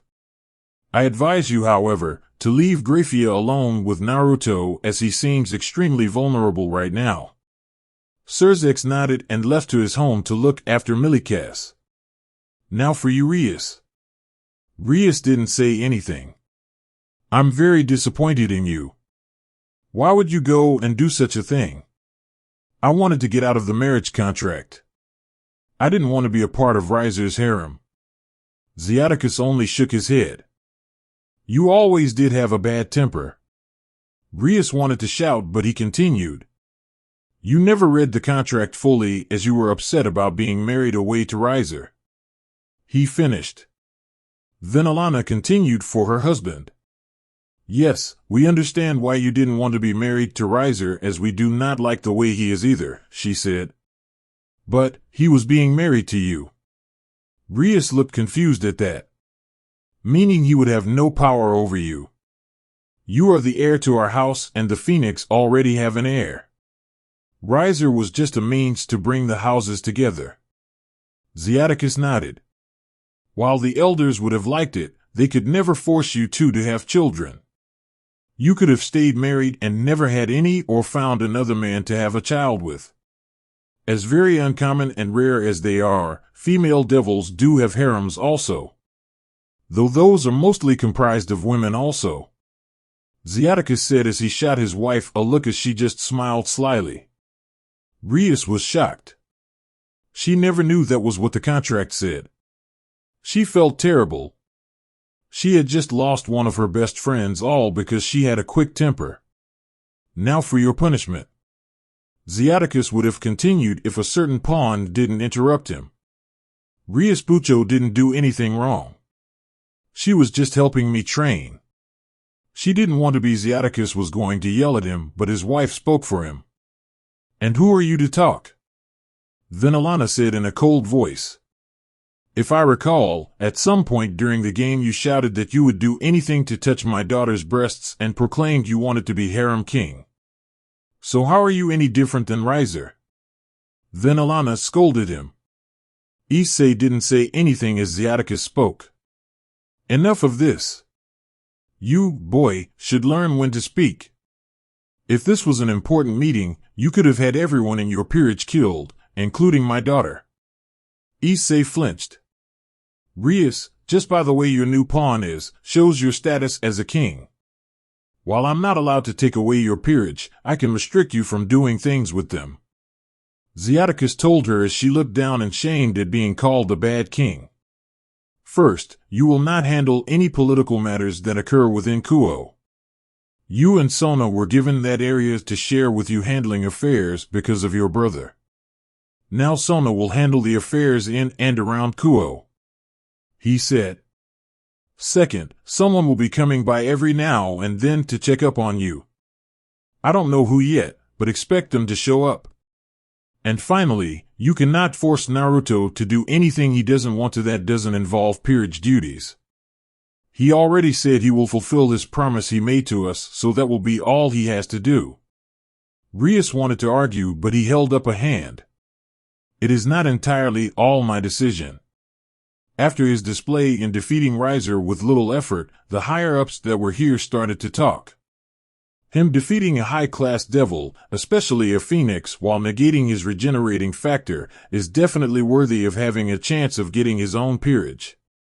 This time her whole peerage was shocked. Naruto could get his own peerage? That is all. Now go back and give Naruto his space. Also, expect a party for your victory. While I'm now against it, the nobles feel you deserve for beating Riser. With that, Rias and her peerage left with tears falling from her eyes. Naruto's home. When Naruto teleported Kaneko and himself back home, he carried Kaneko to her room so she could rest. He then went to his room to shower and hopefully get some rest.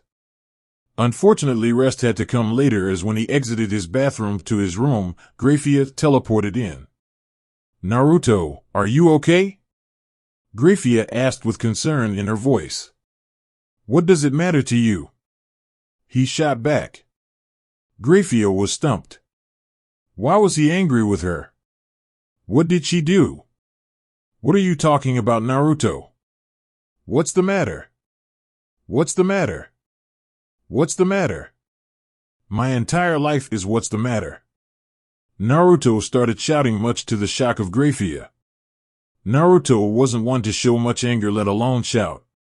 What scared Graphia was that he was shouting at her. Naruto never got angry or upset at Graphia, so this was all new to her. Was I just some sort of tool for you guys? Was you adopting me just so Rias could have a sacred gear at her disposal until a better one came along? He yelled, his eyes turning yellow briefly. Naruto the Dash. And you weren't planning on telling me that Rias was going to give away her virginity to that pervert, were you? He yelled as she flinched. Were you going to hope that I never found out? Tears started to form until they cascaded down his face as he turned his back to her. Ever since my family was killed, I thought no one would ever love me again. The pain of being shunned and bullied at the orphanage hurt. Watching all the adults walk in and walk right past you as they believed I had something to do with my parents' death. Graphia stayed silent, holding in her tears. She never knew how he truly felt about all that. She had a feeling, but never really knew. They looked at me with disgust and fear of what they heard. There was only one person who showed me love and recognition.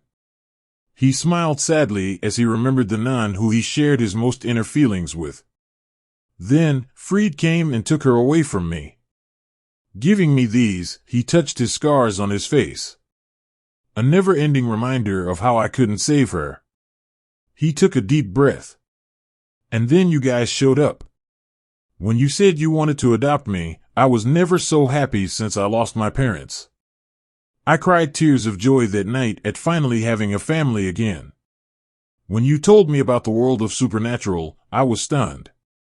But I believed it as I knew I saw a man with black wings kill my parents and grandparents that night. And when you guys gave me the option to become a devil and be stronger than I was before, that was when I made the promise. That I would always be by Ria's side and protect her no matter what. Graphia let her tears fall as she remembered that day. He was so young and hadn't even been with them for a full day yet and made a promise of a lifetime. And now, I can't help but feel everything has been a lie. All you did was pretend to show me love just for your own personal gain. He turned to yell at her. He looked at the ground as the tears fell. It hurts to know people you put your trust into were just using you. Graphia couldn't take no more as she ran to him and wrapped him up in a hug.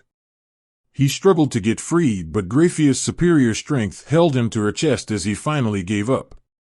She felt her shirt get drenched in his tears, and he let loose everything he was holding, but she didn't care. She would be there for him now and forever. She shushed him and ran her hand through his hair as she sat on his bed, bringing him with her. Naruto. Naruto sat up and looked at her. Listen, I didn't know you had a sacred gear sealed in you, and that is not the reason why we adopted you. I only just found out about it, and Surzik said he felt it within you when he met you, but couldn't tell which one it was. Graphia told him. But we didn't care about that. We adopted you because we became attached to you. Surzik when he questioned you, and I from what he told me about you. All the hardships you had to go through so early in your life. I couldn't leave you alone after all that. Naruto looked in her eyes for any lies and found none. At first I wasn't sure how to act. We just had Millikas and I had no idea what a boy your age would need. I was scared. Just as scared when Millikas was bored. I was afraid you weren't going to like me as your mother and think of me as someone trying to impersonate your mother. Graphia said as tears formed. Then you started to open up a little more. Talking more with the others and not staying by yourself all the time. Even if you never called me your mother, you would always come to me for problems that only mother could help with. When you got injured or needed help with anything, you always came to me. It filled my heart with joy that you needed me. Naruto could only smile at the memories he had when she was always there. I always thought of you as my son. Not my adopted son, but my real son. She stroked his cheek. Naruto felt tears fall down his face as she said that. He never knew that was how she felt. But I didn't know how you would take it. I know you loved your real parents and wanted to keep Uzumaki as your mother gave you that name and didn't know if you wanted to be called a Grimoire. Graphia said as she smiled sadly at him. Naruto hugged her as he mumbled something under his breath. What did you say, Naruto? Graphia asked. I said I would love to be your son and have your name, Kaa-chan. Naruto said. Graphia never felt so happy in her life before. He had called her his mother for the first time since they adopted him. She cried and hugged him back. They stayed like that until Naruto spoke again. Plus, I think Naruto Uzumaki Lucifuge has a nice ring to it, doesn't it? Graphia froze and pulled back from the hug. Naruto the dash. I know. He cut her off. I am your son and both of my mothers lost their families. I was named Uzumaki to keep her family name alive. And I want to keep yours alive too, he said as he smiled at her. Please don't fight me on this. I want this. She nodded and hugged Naruto while saying I love you and him the same. Naruto eventually fell asleep with his head in her lap as Graphia ran her fingers through his hair. The events today finally catching up to her as she felt her eyelids getting heavy. She laid Naruto down on his bed and kisses his cheek before muttering good night. She went to teleport home, but not before she heard Naruto mumble something that made her heart warm up. I love you, Kaa-chan. She went to bed that night with a smile on her face. 1 week later. It had been a long week and a lot happened during the week. First was Naruto not going to school for the whole week. He didn't want to see anyone from his peerage besides Kaneko. This irritated Rias as she wanted to talk to him, the same could be said for Akino. She went to go talk to her childhood friend, Sona Citri. That didn't go as well as she hoped as she walked in on Sona and her sister Seraphol talking. Rias went to leave, but Seraphol stopped her. Seraphol then went to explain the situation with Naruto to her. Seraphol said she was the one her father had to come check on her and by extension of her own parents, Sona. She said that Naruto was given permission to miss school by Zeoticus, so there was nothing she could do about it. Rias left frustrated. She was hoping to get to talk to Naruto, but that would have to wait until the party at the end of the week. She then went to talk to Kaneko and get things straightened out, but she was even more emotionless and quiet than before. She was worse than when she first joined her peerage and Rias wanted to rip her hair out. Then came Issei and his problems. Or the problems he was causing. He was still taking peeping to a whole new level where he and his friends hid in a locker in the girls' locker room. This led to Kaneko beating the living snot out of them. Their perverted abilities couldn't heal the broken bones they received from their beating. Issei was fine due to him being a devil, but his friends were out for the month due to the injuries Kaneko caused. But not having his friends didn't stop Issei from peeping. This led to him getting beat by the Kendo Club, again. Then came Asia. No matter how caring and loving Asia was, she didn't want to live with Issei anymore. She was grateful that Issei was her first friend and saved her, but she couldn't be around his perverted tendencies anymore. She had walked in on him while he was taking care of himself multiple times. Rias compromised and had her stay with Akino, much to Issei's displeasure. He didn't voice it as it would probably cause more problems for Rias than she already had. During all of this, Naruto was out all week. He was looking for a job to provide for him and Kaneko.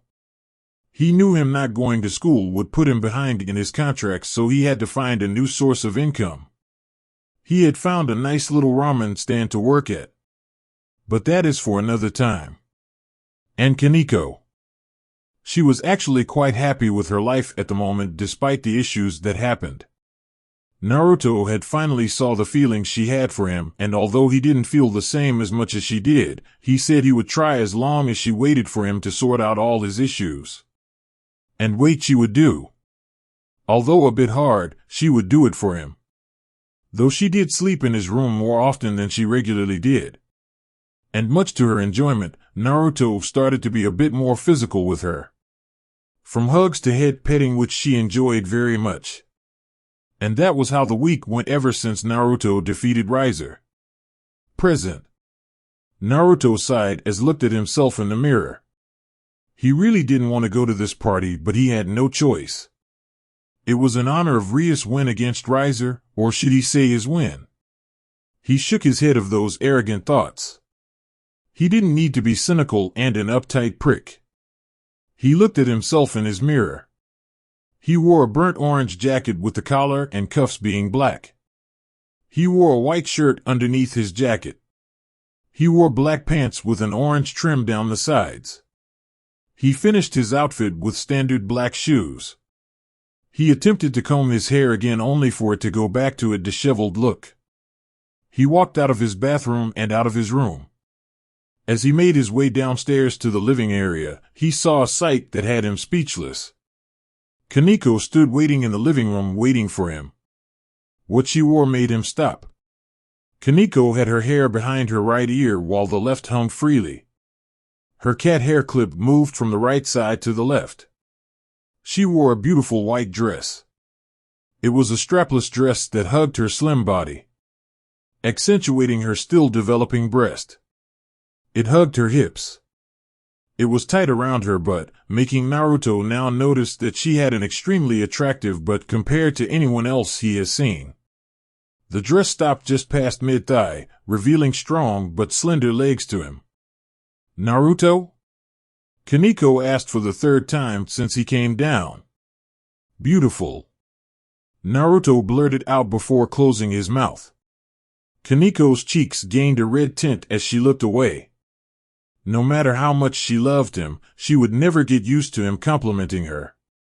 So, Naruto started. "Shall we get going, Kaneko-chan?" he asked. She nodded and wrapped her arm around his. They teleported to the ballroom where the party was and provided plenty of unneeded attention. Ballroom. When Naruto and Kaneko arrived in the ballroom, everyone stopped and looked at them. Many couldn't take their eyes off of them. The women looking at Naruto with hearts in their eyes, while the men looked at Kaneko in appreciation besides Issei, who only saw lust. Kaneko glared slightly at the women for looking at Naruto, but a hand on her shoulder calmed her. She saw Naruto smile at her, and she had a small smile also. They made their way across the room to where a small table was, greeting everyone they knew on their way. Once they were at the table, Naruto out a seat for Kaneko before taking the one right next to her. They talked for a little bit before the lights dimmed. Their attention was brought to a spotlight at the end of the room. They then saw their king enter through the doors. The light was on as the audience started clapping.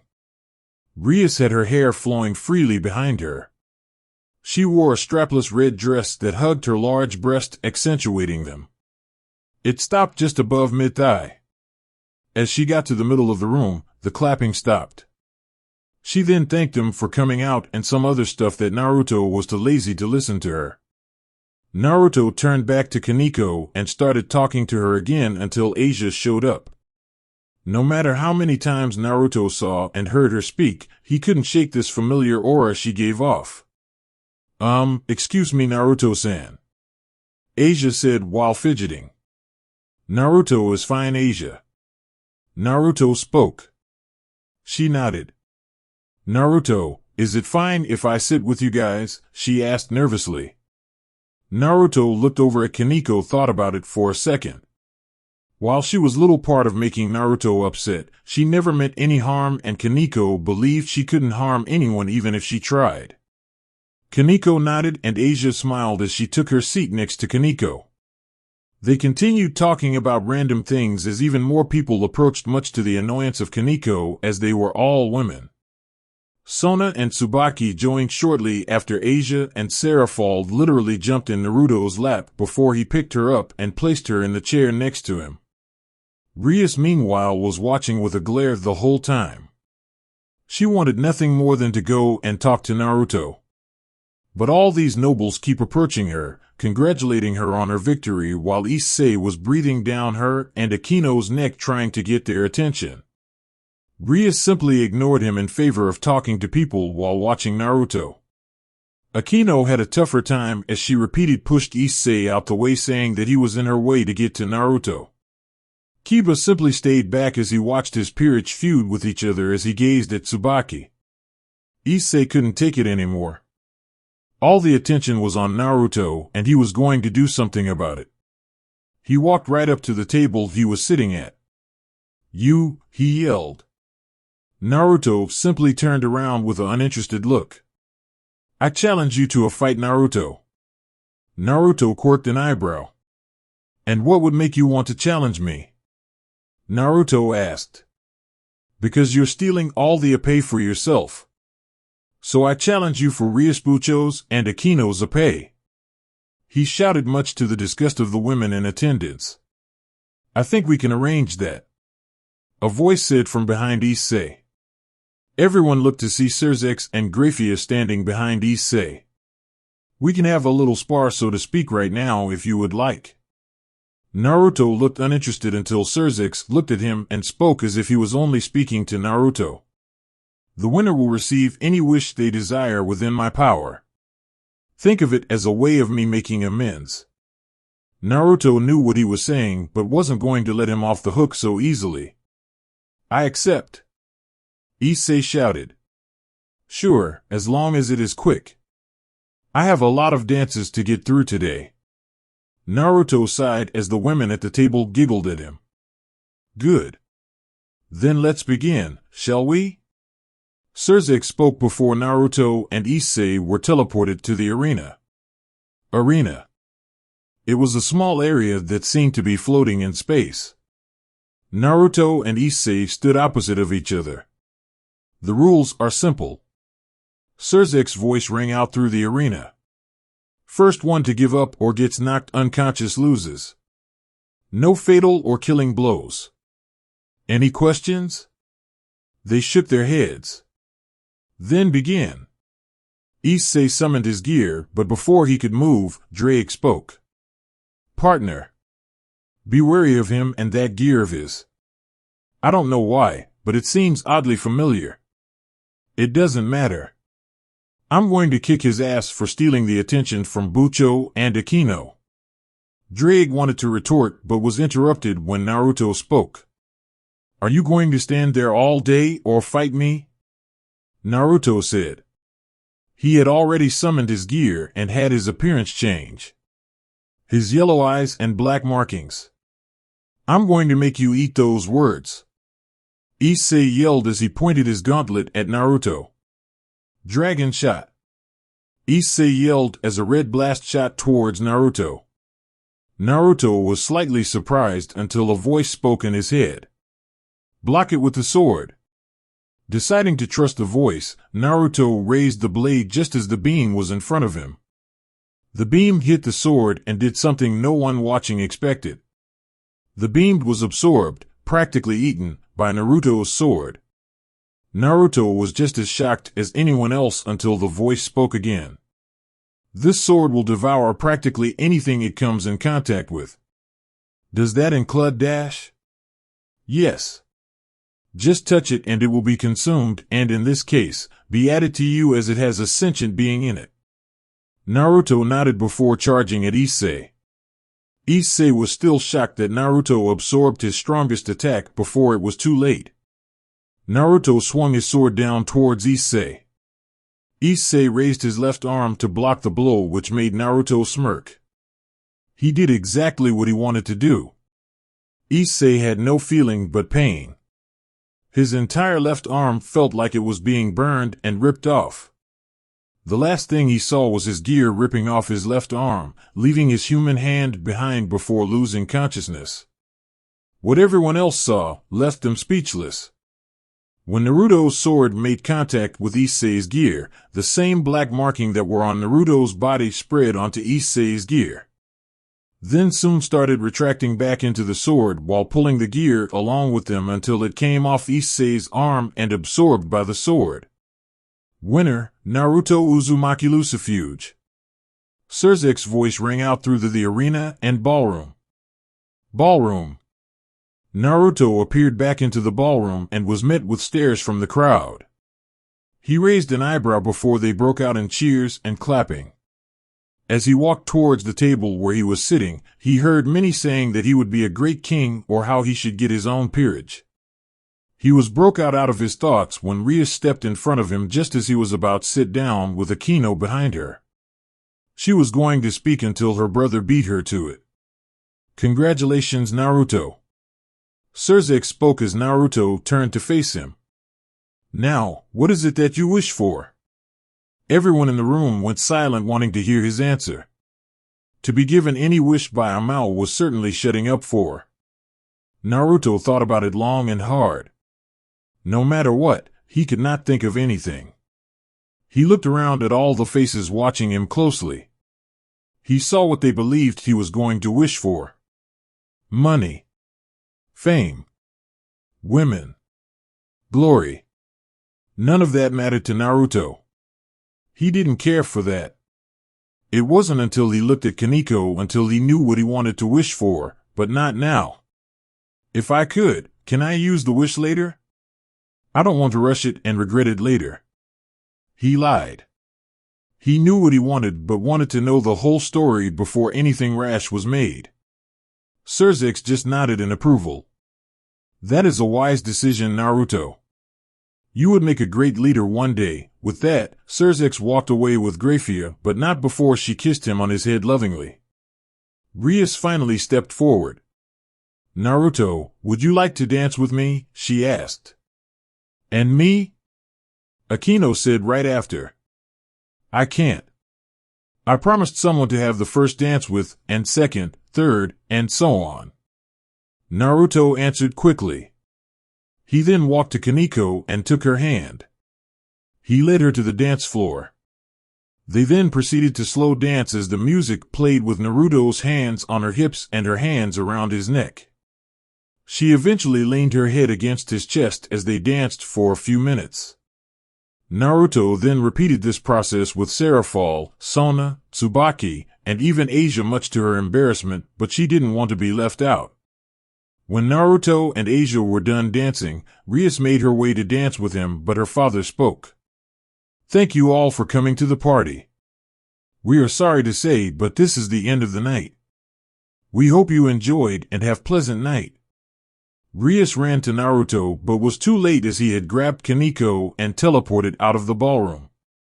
Rias would have seen him at school, except tomorrow was Sunday and she was still told to leave him alone. The next day. Naruto woke up fresh the next day. He felt alive and energized for some unknown reason. It wasn't until he went to get out of bed that he noticed Kaneko was sleeping in his bed. He felt so comfortable and relaxed with her there, but sadly, he had to go work. He gently got out of bed and covered Kaneko with his blanket as he got ready to go to work. When he arrived at his work, he stared at the humble little restaurant. Ichiraku Ramen. A nice little shop ran by Tuchi Ichiraku and his daughter Ayam. He went about his workday with nothing out of the ordinary happening. Once his shift ended, he made his way home with a bag of extra sushi that would have been thrown out as they always got fresh food every day.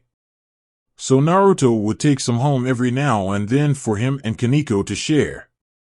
As he was walking home, he didn't know why he did, but he went through an alleyway towards his home. When he was halfway through it, he saw a black cat sitting on the wall looking at him. Are you lost? He asked it. The cat just tilted its head to the side. Are you homeless? I have some fish here. Would you like some? Naruto asked as he squatted down and took out one of the boxes from the bag he was carrying. He opened it and placed a piece in his hand. You want some? The cat jumped off the wall and slowly approached Naruto. It sniffed the piece of sushi before taking the whole thing in its mouth. Naruto took out more pieces and let the cat eat from his open palm. Is that good? He received a purr of approval. I thought you might like it. Kuroka. The cat froze and looked at him. Naya, how did you know? Naruto simply smirked before he saw Kuroka transform to her human form with her cat ears and twin cat tails. I sensed your devil energy. No matter how hard you try, I can sense the evil piece within you. Kuroka cursed at her stupidity in getting too close to him. Now, I mean no harm, Kuroka. Naruto said, getting her attention back. I just want to know something, she nodded. What really happened that night when you killed your king? That concludes Chapter 2. I really hope you enjoyed. This is one of the longest chapters one have written so far. It was over 10,400 words before my author's notes were added.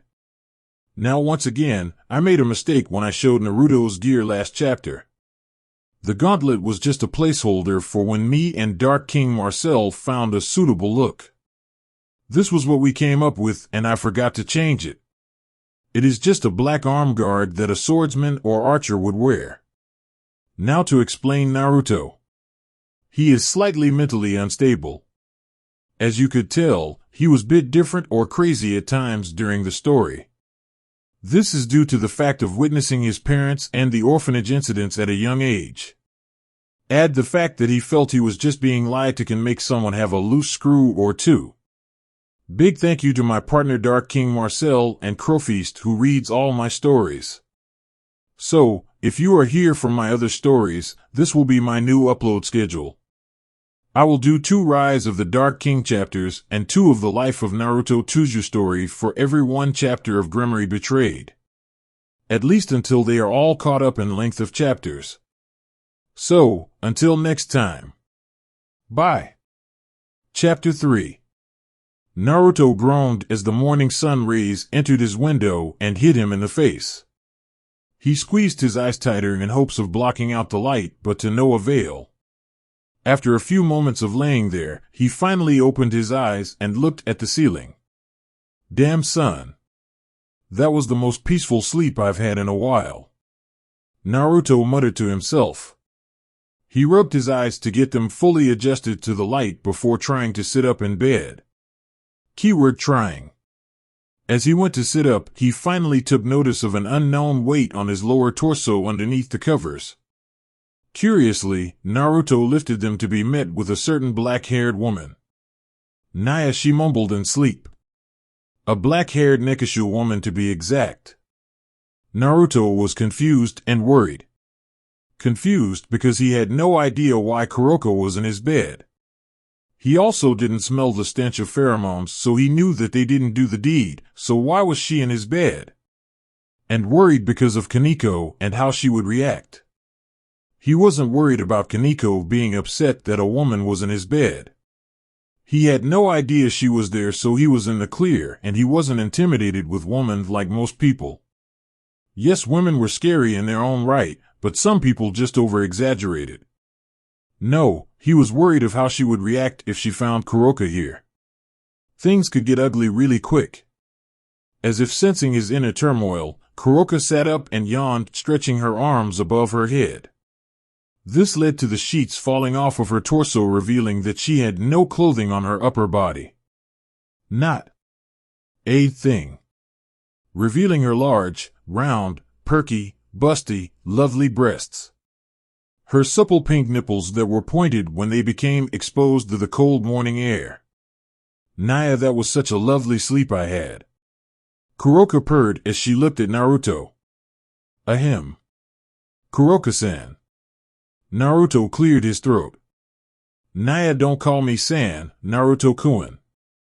Call me Kuroko-chan, or even your sexy kitty. Kuroko purred as she leaned closer towards Naruto, their faces inches apart as her breasts were barely touching his bare chest. Naruto's eye twitched.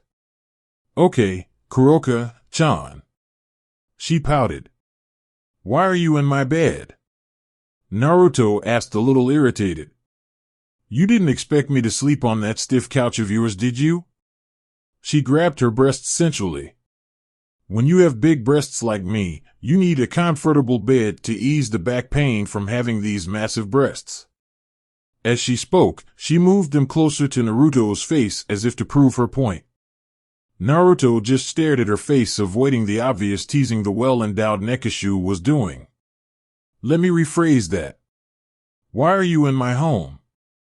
Naruto stated as his irritation grew. Kuroko caught this, but continued to pester him. Well, you invited me to stay after our little talk last night, Naya, Kuroko said. Before Naruto could say anything, his door opened. Naruto-kun. Pancakes. Now. Kaneko said before she stared at the 2 occupants in Naruto's room.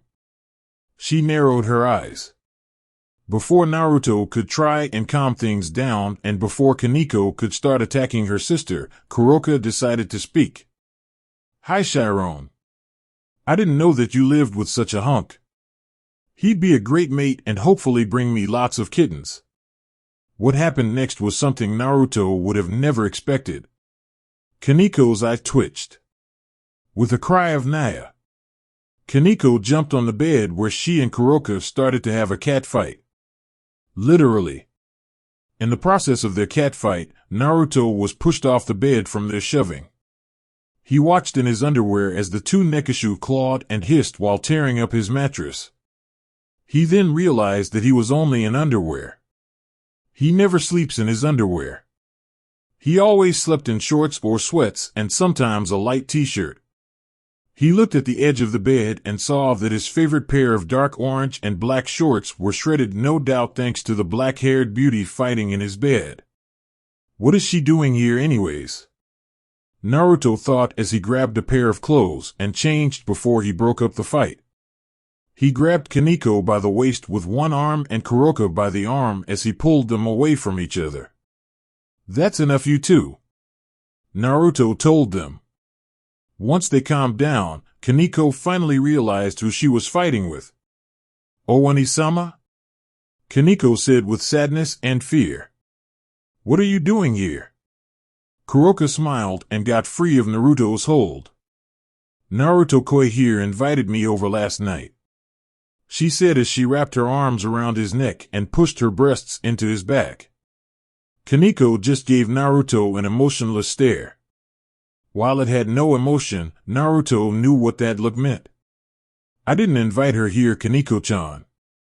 Kuroka raised an eyebrow at how the two were interacting with one another. "I ran into her last night and..." Flashback. What really happened that night when you killed your king? Naya, you devils already know.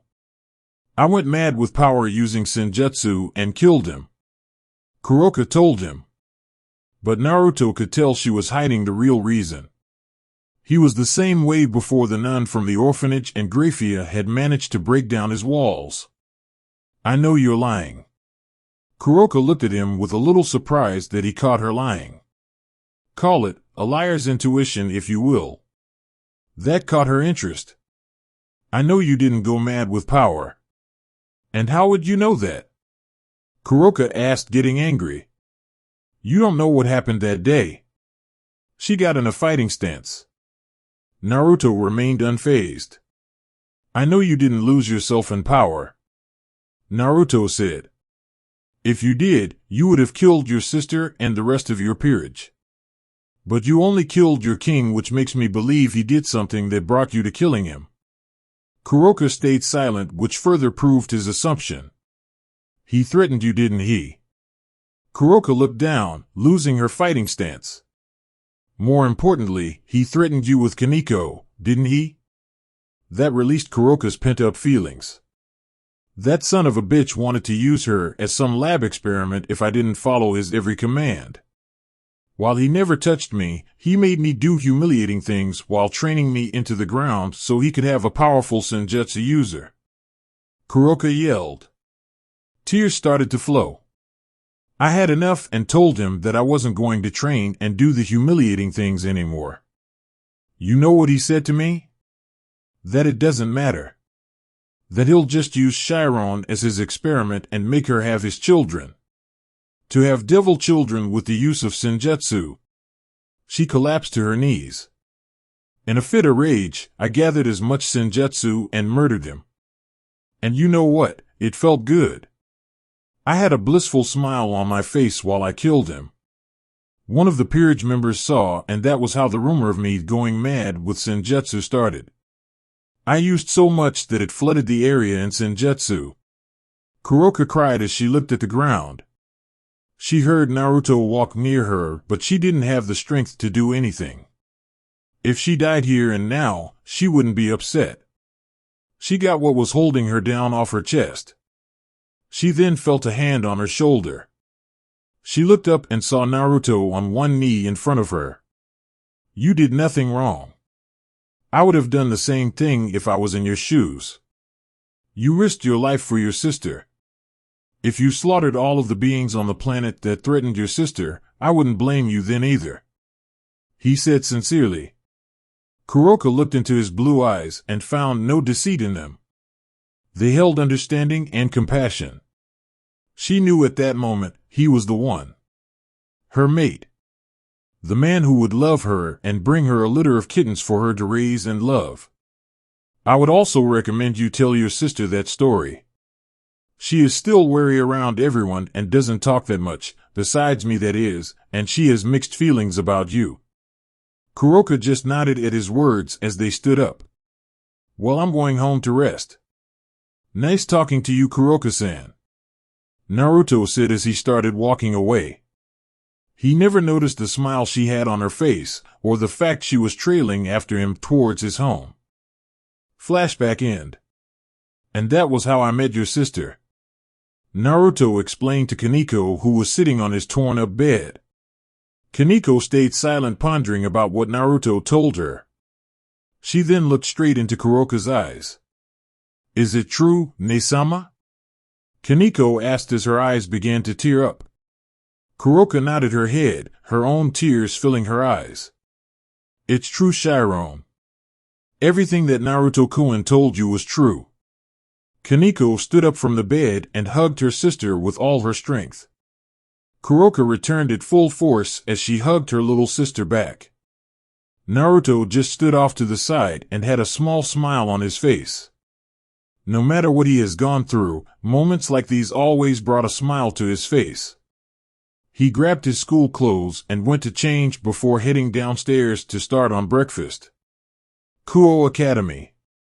The rest of the morning went well in Naruto's home. Kaneko and Kuroka spent the morning talking and catching up with one another. While Kaneko was upset that Kuroka abandoned her, she didn't hate her for it like she used to. She was more upset that Kuroka didn't give an explanation as to why she did what she did to her. Kaneko hasn't fully forgiven her, but that doesn't mean she won't. Kuroka needs to earn her trust back, and in Naruto's opinion, just by the happenings of this morning, Kuroka is on the right track. Naruto was brought out of his thoughts when he felt a tug on his jacket arm. He looked to his side and saw Kaneko looking at him. Sorry. Didn't realize I stopped walking, Naruto told her as she nodded. They continued walking until they reached the ORC room and took their seats on the couch.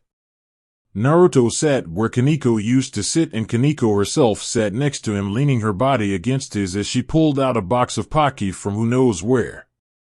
Rias just stared at them with a frown on her face. She kept trying to mend their relationship back to where it was before she neglected him for Asia and Issei. Little did she know that Akino was thinking the same thing as she stood next to her king.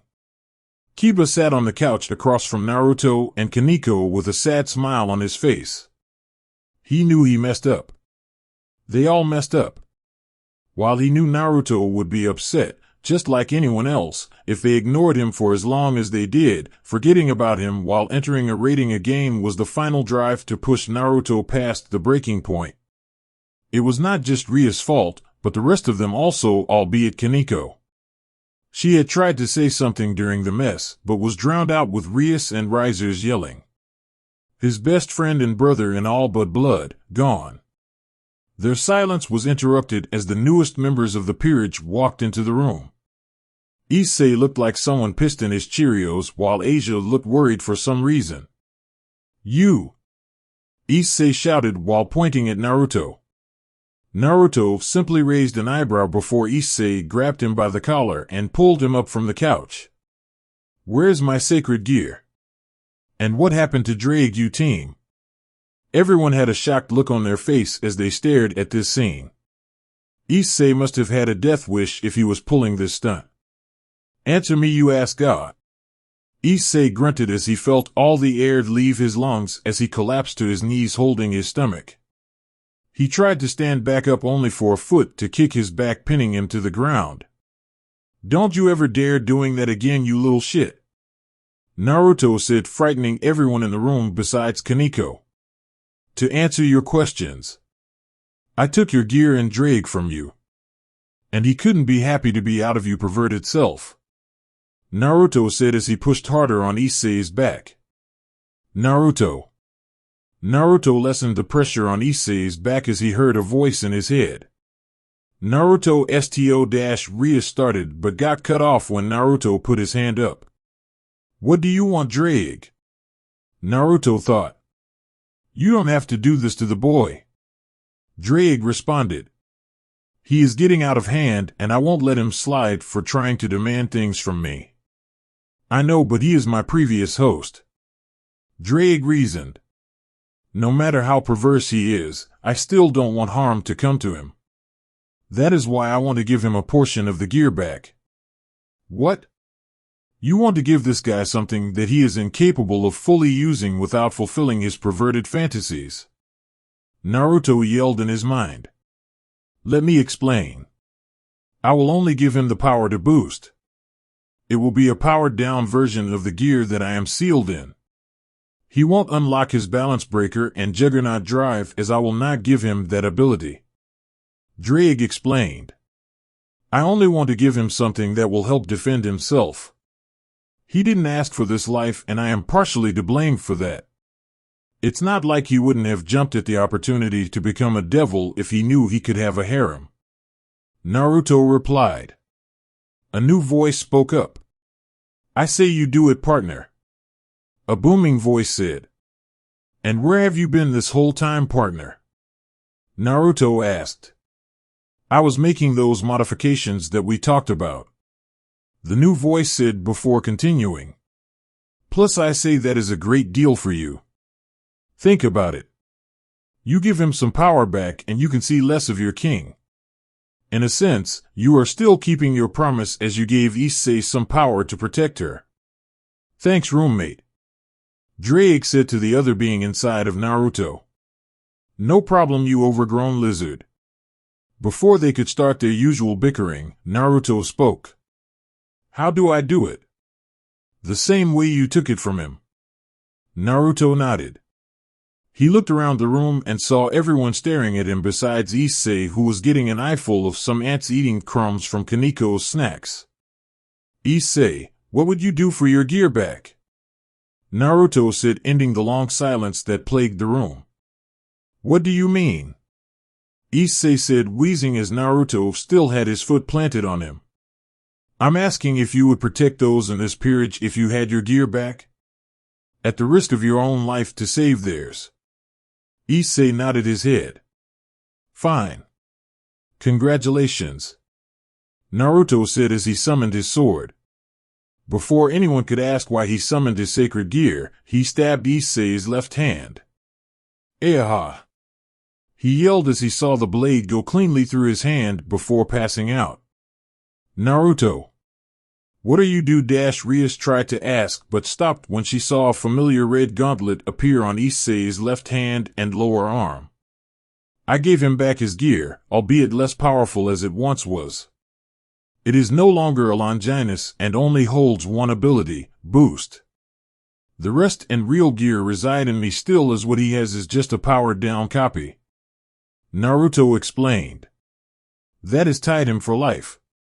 It cannot be extracted and will disappear when he dies. It is plainly a pseudo-sacred gear. Before Rias and the others could begin to question him, a red teleportation circle appeared underneath Naruto and teleported him away. Rias only muttered one word. Nisama. Underworld. Naruto stumbled out of the circle and would have collapsed if a pair of slender arms didn't catch him.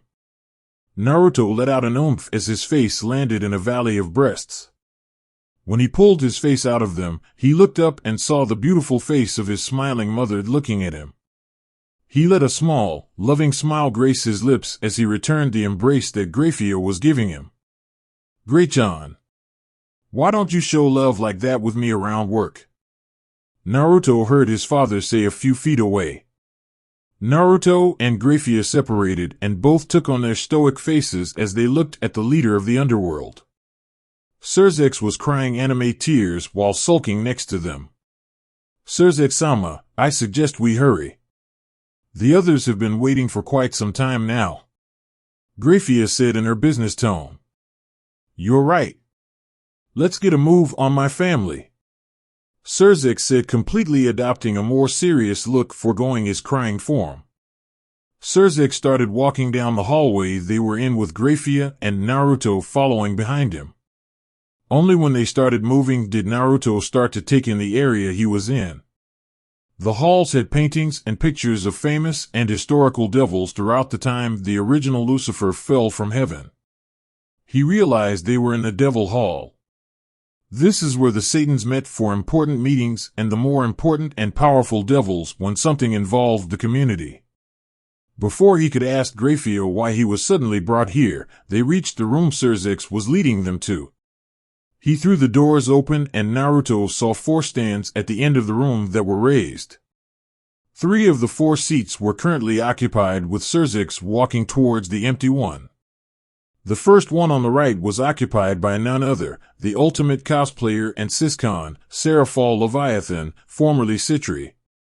She was animatedly talking to the occupant next to her.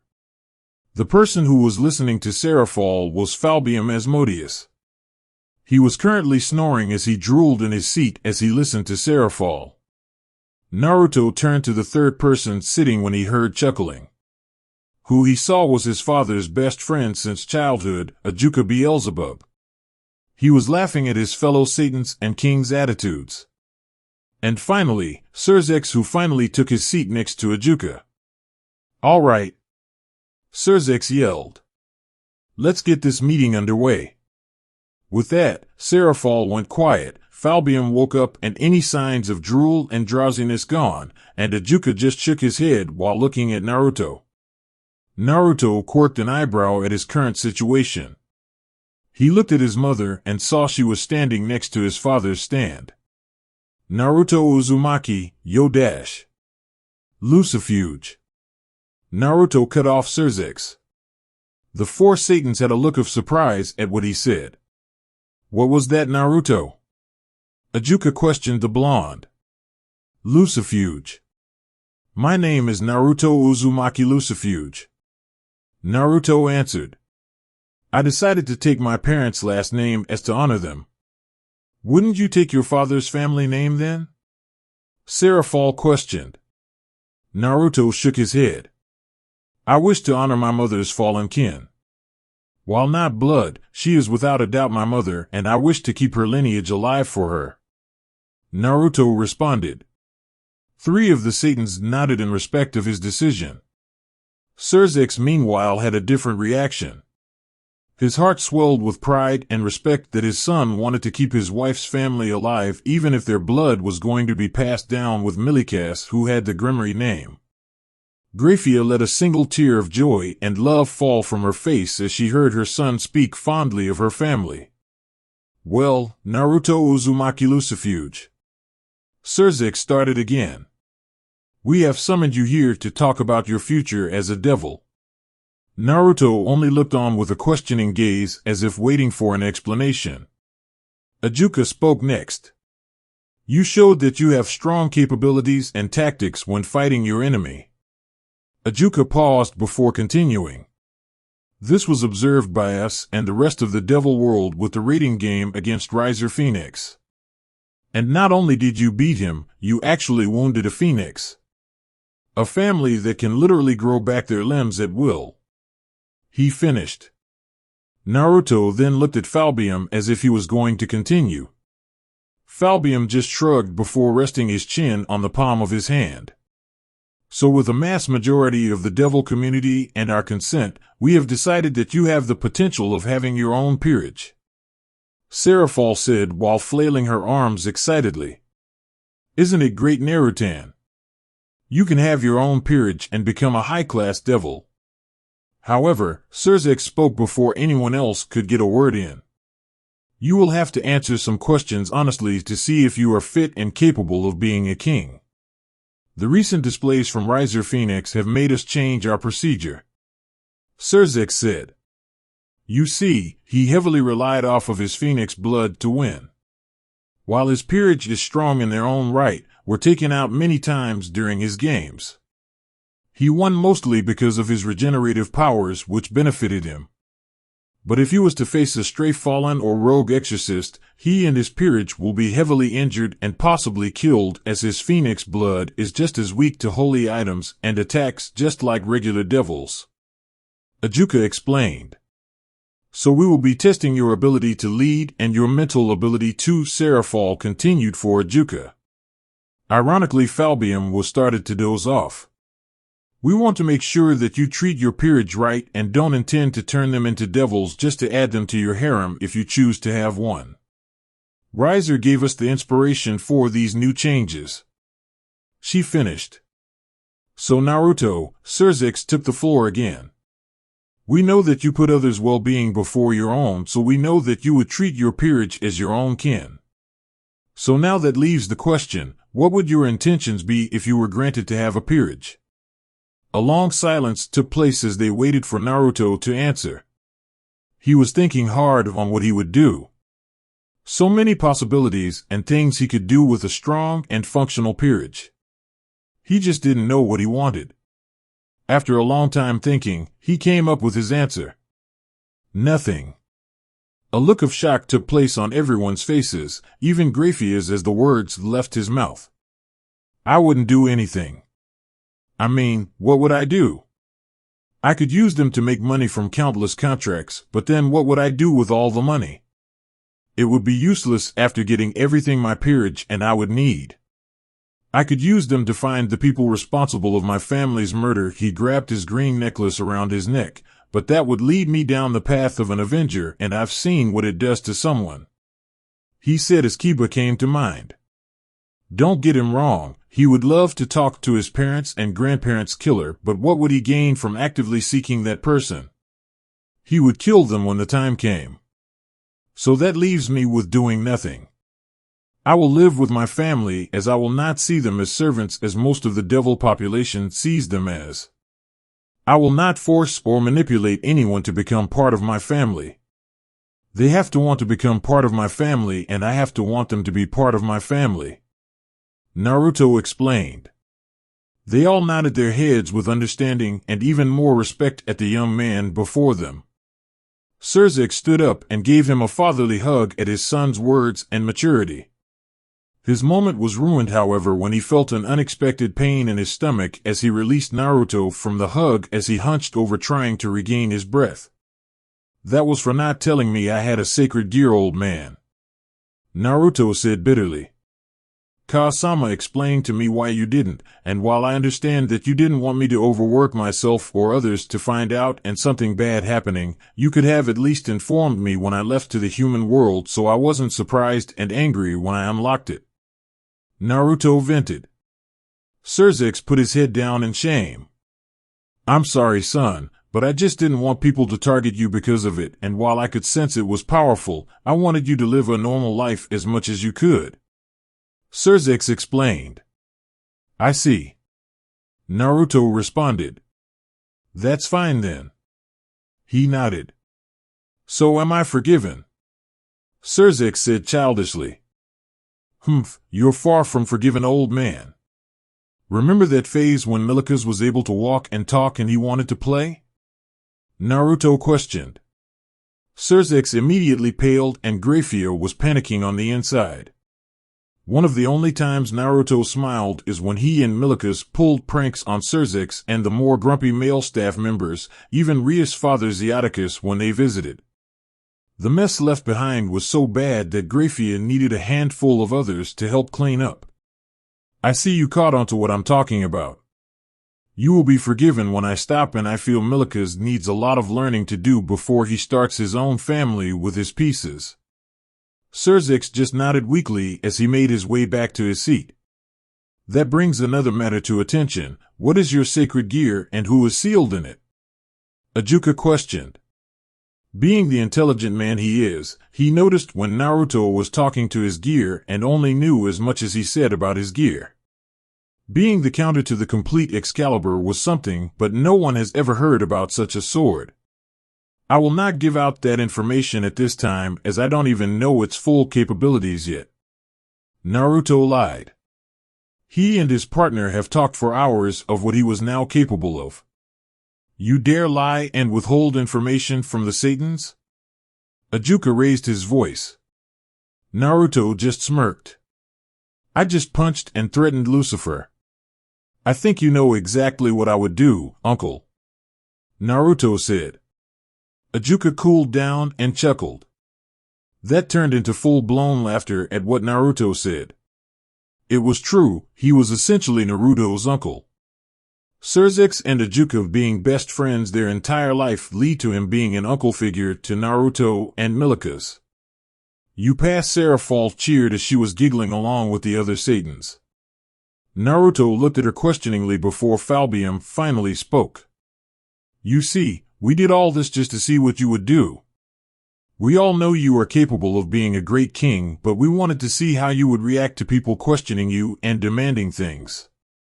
Your bluntness and lack of respect may be unmannered, but we wanted to see that you weren't just sucking up and spilling important information just to have things go your way. If you were captured and interrogated with your options of death or freedom, we saw that you would most likely die before selling out your friends and allies for your own safety. That was showed when you rejected Ajuka's question about your gear. Falbium explained. Everyone's jaws dropped. Falbium just blinked and looked at their faces. What? That is probably the most you ever spoke without showing any signs of drowsiness or falling asleep.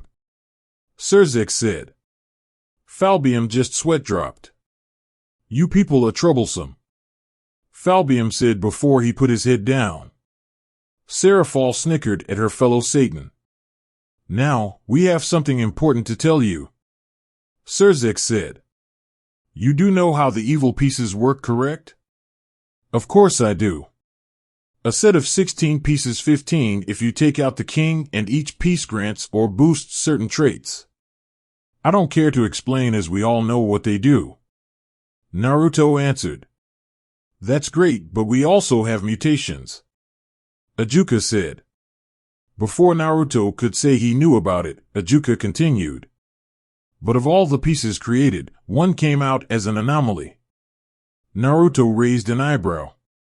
You see, this piece was made just like all the others, but became mutated like some do in special cases. But the thing is, it was the only piece in the set besides the king piece. No rooks, bishops, knights, pawns, or queen. This piece was the ultimate mutation as it had all the other pieces melded to it. Naruto was shocked. A piece that held a whole peerage in it. The power the piece must have. I am not sure what caused this to happen, as many things caused this anomaly, but what was a factor was the massive amount of power that the king held when making the pieces caused them to mold together. Ajuka said. And this was the most powerful being in the underworld who made that piece. Naruto realized who it was. It was you. Naruto pointed at Surzex.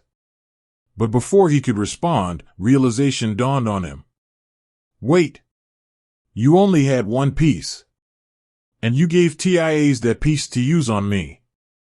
So that means. That's correct, son. You hold the power of an entire peerage in your body. That is why you are so adaptable to every technique and weapon alike that you come in contact. The healing of a bishop, speed and skills of a knight, power of a rook, the pawns keeping them stable, and all the pieces' attributes are doubled with your queen piece, as a queen possess powers of bishops, knights, and rooks. Surzex said. I see. Naruto muttered. Yes, you have the most powerful piece ever created within you. Surzex said. Naruto nodded. Now Naruto, Ajuka said. If you head over to my place, we can get you your evil pieces. But to cure my curiosity, do you have anyone in mind that you would like to join your peerage? Naruto didn't even think about it. Nekishu, Kuroka. The room went deathly silent at that name. Are you mad? Ajuka asked.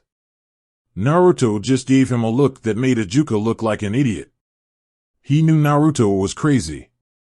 I'm sorry, son, but we cannot allow that to happen. She killed a high-class devil and one from the original 72 pillars at that. Surzex told his son. But that is where you are wrong. I still have that wish that you gave me from defeating Riser. Surzex felt holes burning into his form from the other occupants staring at him. That may be true, but she is still a wild card. She is too undash. That is where you are wrong. Naruto interrupted Ajuka. Naruto then spent the next few minutes explaining what happened last night between him and Kuroka. After he finished explaining to them what happened, Surzex spoke. That is interesting. He looked at his fellow Satans and they nodded. We would like to discuss this in private. If you could please wait outside with Graphia. Naruto nodded and followed Graphia out the room. Once they closed the doors to the meeting room, Graphia hounded her son. What are you thinking? Kuroka is a dangerous S-class stray. Are you trying to get yourself killed?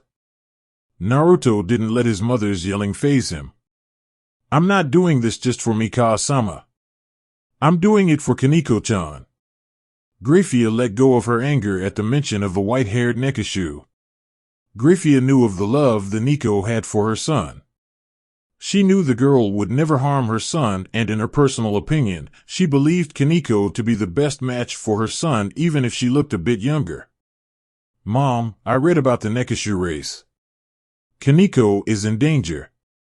Graphia's eyes widened. They are born with the ability to use senjutsu and begin to absorb it in their body when they are born. It is what helps them grow and mature. Kaneko may not know it, but she and her sister were always gathering senjutsu in their body. Her sister killing her king and then abandoning her left her broken. She stopped gathering senjutsu in her body and it is slowly becoming weaker and not maturing, hence why she hasn't started to go into heat at all. She was supposed to start when she hit puberty, but this has been holding her back. Graphia's eyes widened at her son's explanation. She had no idea Kaneko was in any danger. She couldn't help but feel proud that her son was willing to go this far for his friends and hopefully future wife, as Graphia saw it. Before Graphia could respond, the doors to the room opened, prompting them to walk back inside. Graphia stood by the stands that the Satans were sitting while Naruto retook his spot in the center of the room. Surzex was the first to speak up. We have come to a decision. He started. We have allowed you to take Kuroka into your family. However, there are a few conditions that need to be met. Naruto nodded in understanding. First, she only has one chance of joining your peerage. If she does not make the decision when you confront her, then the deal is off. Next is that you both will be staying here in the underworld for a certain amount of time. We want to monitor her and your ability to control her. She must also wear a tracking seal on her. It must remain on her for a probation period of 1 year at the least. Her actions will decide if it gets removed or stays on longer. Naruto nodded. These were all fair requirements for someone who killed a high-class devil. And finally, we will not interfere with her previous king's family or associates. So if they come looking for her, it will be your responsibility to handle the situation. We will keep quiet about her as long as no one finds out or you find it is right to reveal such information. Surzex finished. I understand completely. Naruto told them. Surzex had a smile on his face. All right then. Let's go get you your pieces. Surzex exclaimed before running out the room. Everyone else walked to where he ran. Kuo Academy. Looks like I have surpassed you, senpai. A blue-haired girl said to the sitting form of Kiba in the area behind the school grounds. Kiba remained silent as he stared at the church member standing girl in front of him. That was fun, he say. But you seriously need some work if you want to try and beat me, came the voice of the other member from the church. She was talking to the prone form of Issei as he looked up at the girl. Zenobia, are we done yet? She asked her blue-haired companion. I believe so, Irina. Let's get on our way. Zenobia said to the now-known Irina. Rias and the other members of her peerage just looked on as the two church members easily defeated her knight and pawn. While she was angry, she was also disappointed.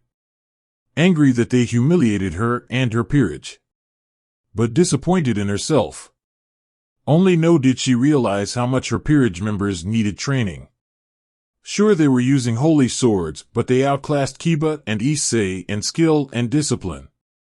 She now knew that if Riser wasn't as arrogant and took their raiding game seriously, she would have lost terribly. They only did as well as they did because he and his peerage underestimated them. Rias watched as the two girls started to walk away from them. Her eyes widened when she saw a red circle appear in the path in front of Irina and Zenobia. Naruto appeared outside the Kuo clubhouse where he sensed his fellow peerage members. He raised an eyebrow at the two members from the church that were here. Irina and Zenobia stopped as a blond boy, or young man as his features said otherwise, appeared in front of their path. They were just going to walk around him, but they felt their pieces of Excalibur pull towards Naruto. Something about him was attracting their swords to him. Zenobia, being the blunt and rash person she is, drew her sword and pointed it at him. She felt the feeling grow more intense as she did this. Why are you pointing your sword at me? Naruto questioned. Zenobia Quarta. And I want you to duel with me, devil. My sword has a strong pull towards you similar to when it is near other fragments of Excalibur. Zenobia said. Aren't you tired? I mean, from the looks of it, you already fought judging by those two. He said, pointing at Kiba and Issei. Those two were nothing. We disposed of them quickly. You, however, radiate power and the blood of a swordsman.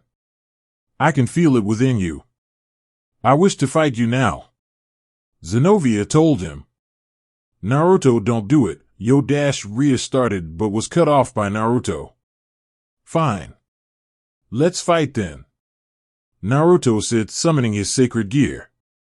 This time, however, his arm piece was different.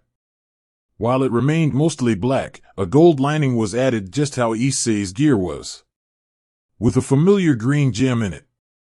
They each backed away and took their stances. Zenobia with a smirk on her face as she looked at Naruto's blade. It sure was a beauty, but that didn't stand up against Excalibur Destruction. Excalibur Destruction granted her the power to destroy anything she wants. Naruto, meanwhile, was having a talk with his first tenant. What is this feeling? I feel drawn to her sword, and she said she feels the same thing? That is Excalibur, or at least a fragment of it. That is my sword's, now yours, counterpart. Although this is nothing compared to when it was put together as when they clashed, it was as if they were two normal swords. Naruto nodded in agreement before looking back at Zenobia. Both stood there eyeing each other up and down, looking for any weaknesses. Naruto saw many while Zenobia planned on overpowering him with Excalibur Destruction. Zenobia broke the stare down as she charged at Naruto with her sword drawn back. She swung Excalibur Destruction over her, bringing it down onto Naruto's head, hoping to end the fight in one move. Clang! Zenobia and those around had wide eyes as Naruto blocked the holy sword with his. Zenobia had to jump away as Naruto pushed her back with brute strength. What's with the face? It looks like someone stole your cookie, Naruto said with a smirk. Zenobia glared at him. How did you block my strike? Excalibur Destruction lets me destroy anything, so your sword should have shattered, Zenobia asked. I see, Naruto responded. Well, this sword is the counterpart of Excalibur. It negates all the power Excalibur holds and vice versa, Naruto explained. She nodded with the others who didn't fully know Naruto's gear's powers except Kaneko. Naruto explained to her what he could do and potentially do in the future. However, that was when Excalibur was in one piece. You only have a portion of its powers, so my sword overpowers yours. I forfeit, Zenobia said. What? Irina exclaimed. Zenobia gave up. Irina, I see the error in my calculation. I don't have the strength to fight him after wasting energy on the blonde knight. Plus, we need to hurry and find the other missing pieces. Irina reluctantly nodded and followed her friend out of the school grounds. Zenobia gave one last glance at Naruto, something Naruto and Kaneko noticed, before disappearing out of sight. Naruto, where have you been? Rias was the first to speak up. Your brother requested a meeting with me, Naruto said, not looking at her while walking to where Kaneko was. He whispered something in her ear and she nodded before they started to make their way out of the school. What was the meeting about? Rias asked, a bit peeved that Naruto brushed her off so easily. It is classified. I can't talk about it, Naruto said, walking away with Kaneko. Hey, team. Bucho asked you a question, Issei yelled.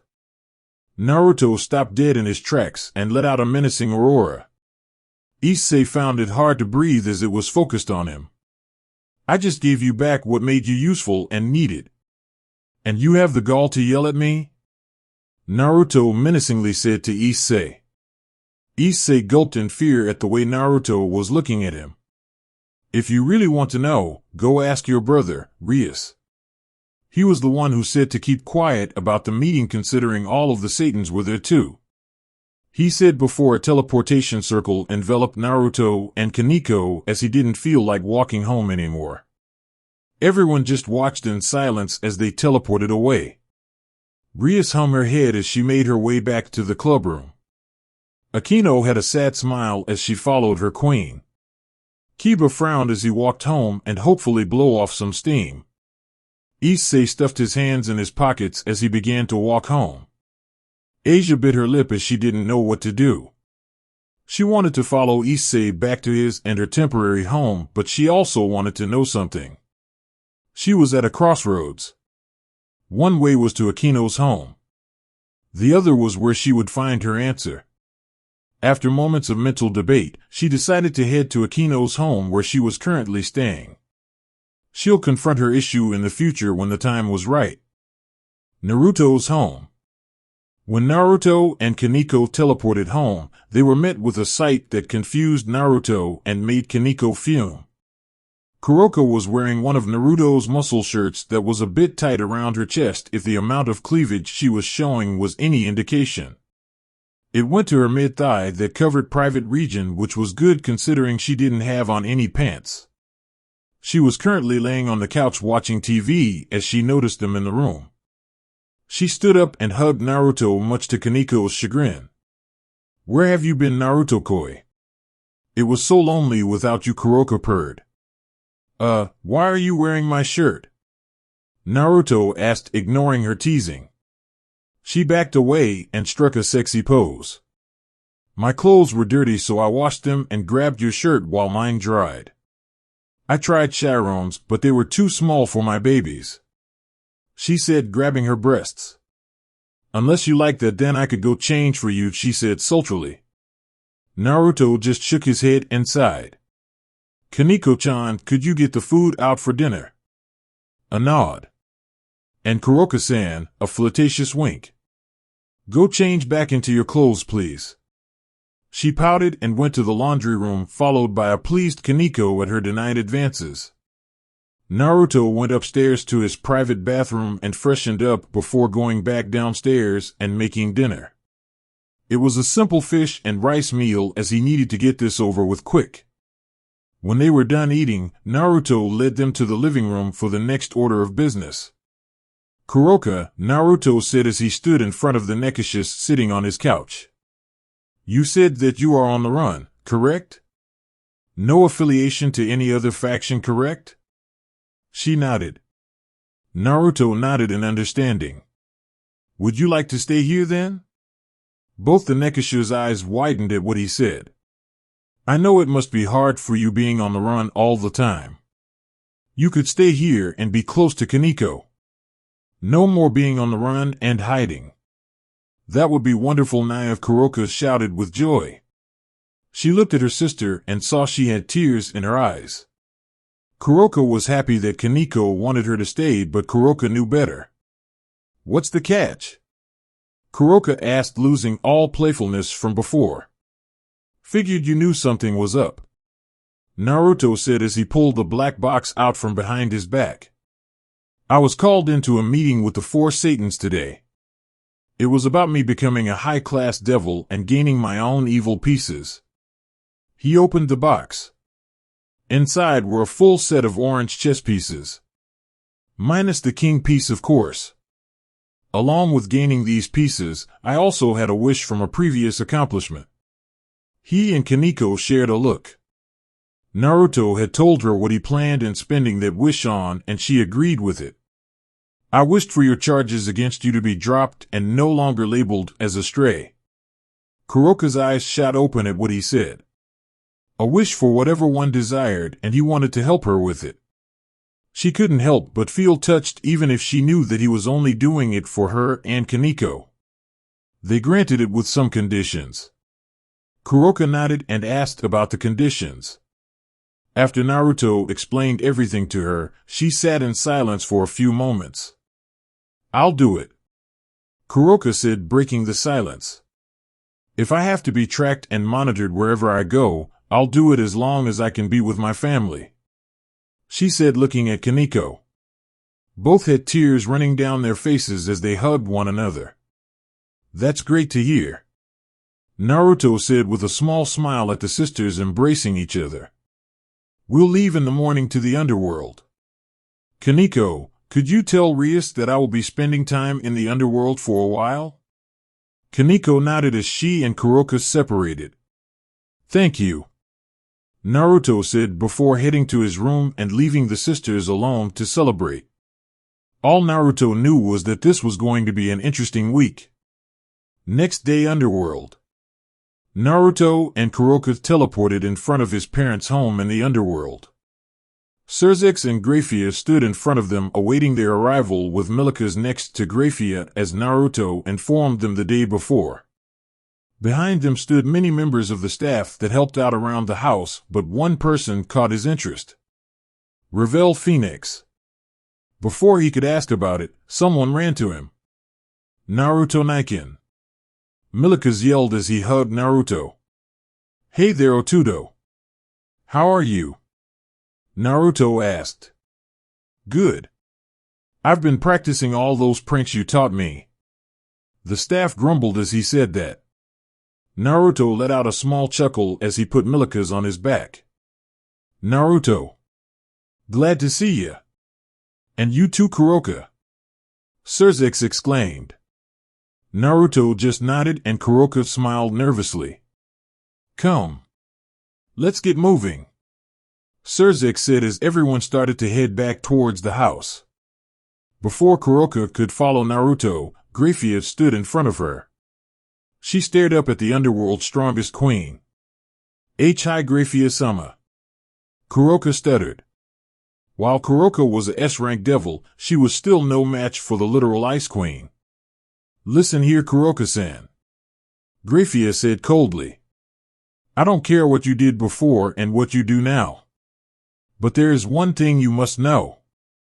Kuroka nodded for her to continue. If you hurt my son, I will see personally that you are neutered like the common house cat. Kuroka gulped and nodded at her words. Good, Graphia said before they joined the group again.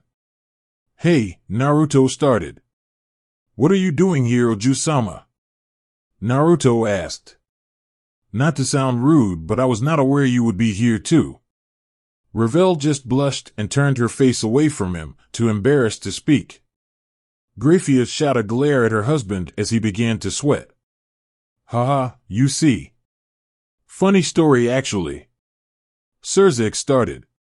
She's here because... 1 week later. An entire week has passed since Kaneko informed Rias about Naruto leaving to the underworld.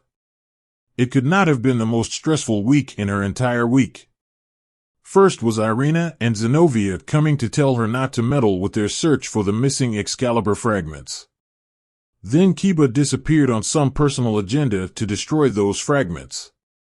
And then she found out that Issei had drugged Asia and Sona's pawn, Saji, into a secret mission with Irina and Zenobia to find Kiba and the Holy Swords.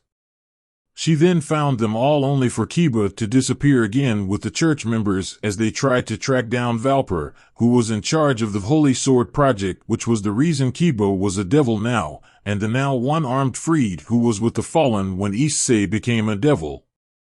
And now here they were, looking up at one of the leaders of Grigori, Kokobile. With Freed and Valper below him, Freed holding one of the fragments of Excalibur in his left arm and had the other pieces under his coat. This is the ultimate way to start a war. By killing the Satan's younger siblings. Kokobile shouted as he looked over the school. Freed had took care of most of the devils.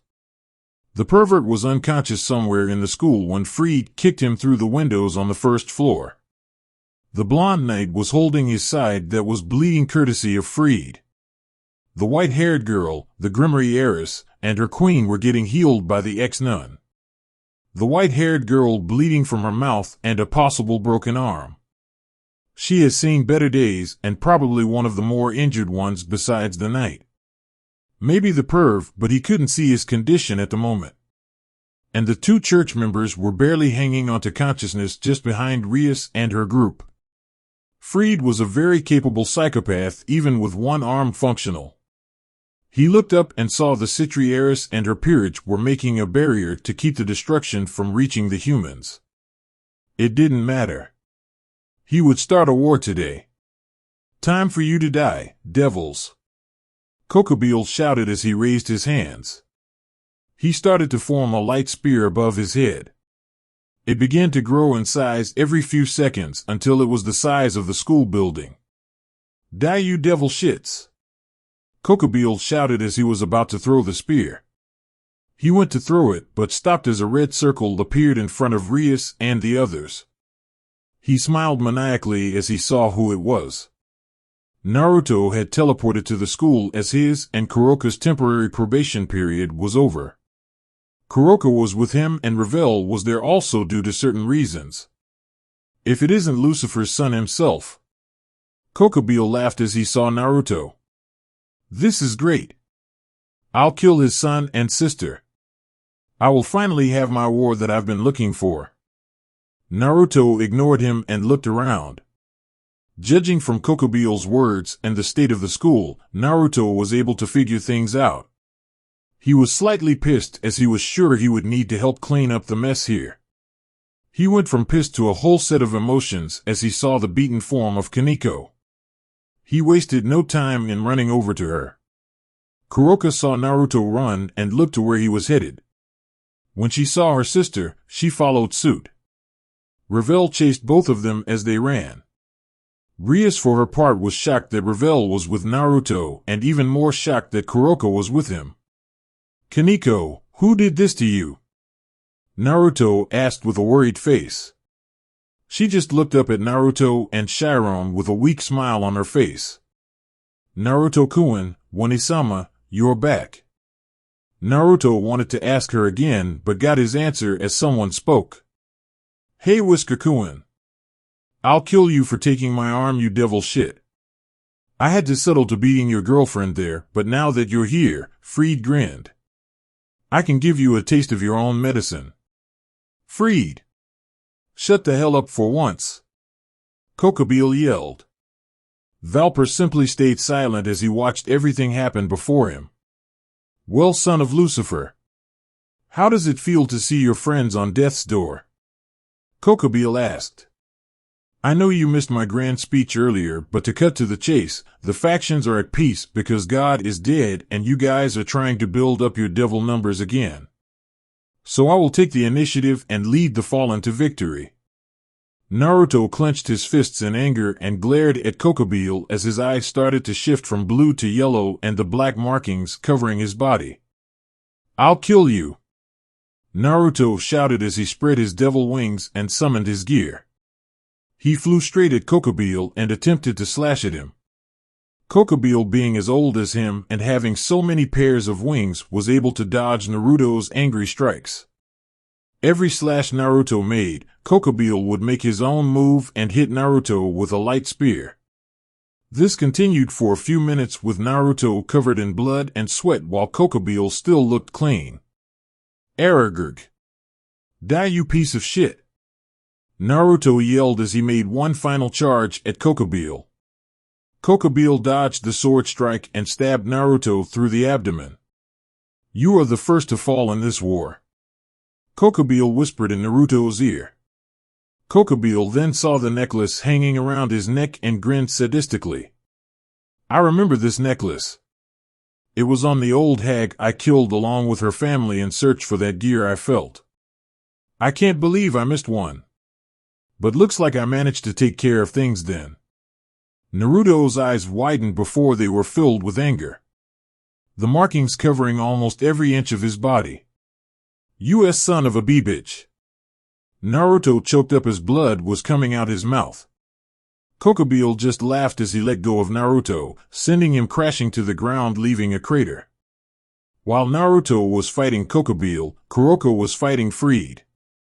For a one-armed maniac, he held his own against Kuroko pretty well until she started to draw on more senjutsu. He was on the ropes until Naruto fell and distracted Kuroko. He threw out a bomb that created holy light, letting him make his escape. Naruto only stayed conscious to see Revel and Kaneko to hover over him saying his name. Mindscape. Naruto laid in a vast sea of darkness. Are you just going to give up? A voice echoed through the darkness. I'm not strong enough. I can't protect them. I'll never be strong enough. They'll just die like my parents and grandparents. Naruto said as tears escaped his eyes. That's a load of crap, the voice said. Naruto sat up and looked around. He saw a silhouette walking in the darkness, which was confusing to him. As it got closer, it seemed as if it was growing in size. As it was in front of Naruto, it was about a foot taller than him. No partner of mine is going to give up while I'm still conscious. It's over. How? Naruto yelled at the now revealed How. How stood at about a height of 6 feet 8 inches. He had dark black hair and yellow eyes. He had a toned build but looked like he could outrun anyone. No, it's not. It won't be until you're 6 feet under and can't breathe anymore. How said. But I can't win. He's too strong. Naruto yelled. Idiot. Do you not remember what I told you when we first met? How yelled. It doesn't matter how strong you are. As long as you know what you're fighting for, you will always be strong. That little cat of yours is out there right now waiting for you to fight for them. How yelled. Don't make the same mistake I did and try to fight alone. That led to my downfall. I may have been the king of darkness, but being alone led me to being here courtesy of God. How kept yelling. Now, are you going to fight or just lay there and let them beat you black and blue? I agree with the asshole, Naruto. Came the voice of Naruto's other tenant. Get up and fight. Fight for your loved ones. Drake yelled. Naruto slowly stood up on 2 feet and stared at the two. How in front of him and Drake a few feet away in a ring of fire. I'll fight. I'll kill all those who dare harm my family. Naruto yelled with determination. Both being smirked at his new attitude. Is the preparations ready, How? Naruto asked. They are, but your mind isn't. You are still fighting your darkness. You will be consumed if you use it too long. As long as I can fight with UT, I'll worry about it later. I need to protect my friends. How chuckled at his enthusiasm. That's it. Now give them hell. How told him. Before Naruto could disappear, Drake spoke up. Naruto, try and channel my gear when you do House. I will also lend my power to help. Naruto nodded as he left his mindscape. Kuo. Naruto jolted upright as he opened his eyes. He looked around and saw Kaneko, Kuroka, and Revel next to him. Naruto-kun, you're okay? Kaneko said with tears. I am. Thank you, Kaneko-chan. Naruto said as he stood up. Naruto-sama, Don Dash. I'm fine, Oju-sama. Naruto waved Revel off. Kuroka, take care of Valper for me. Kokobeel's mine. Kuroka nodded and went to find Valper. So the son of Lucifer comes back for more. Kokobeel shouted. You're going to die here today, Kokobeel. Naruto said. Before Kokobeel could respond, Naruto started to summon his gear. He held his sword in his right hand and looked at it. Do it. Came the voices of Hao and Drake. A-A-A-A-R-R-R-G-G-G-H-H-H. Naruto yelled as he began to focus on what Hao told him to.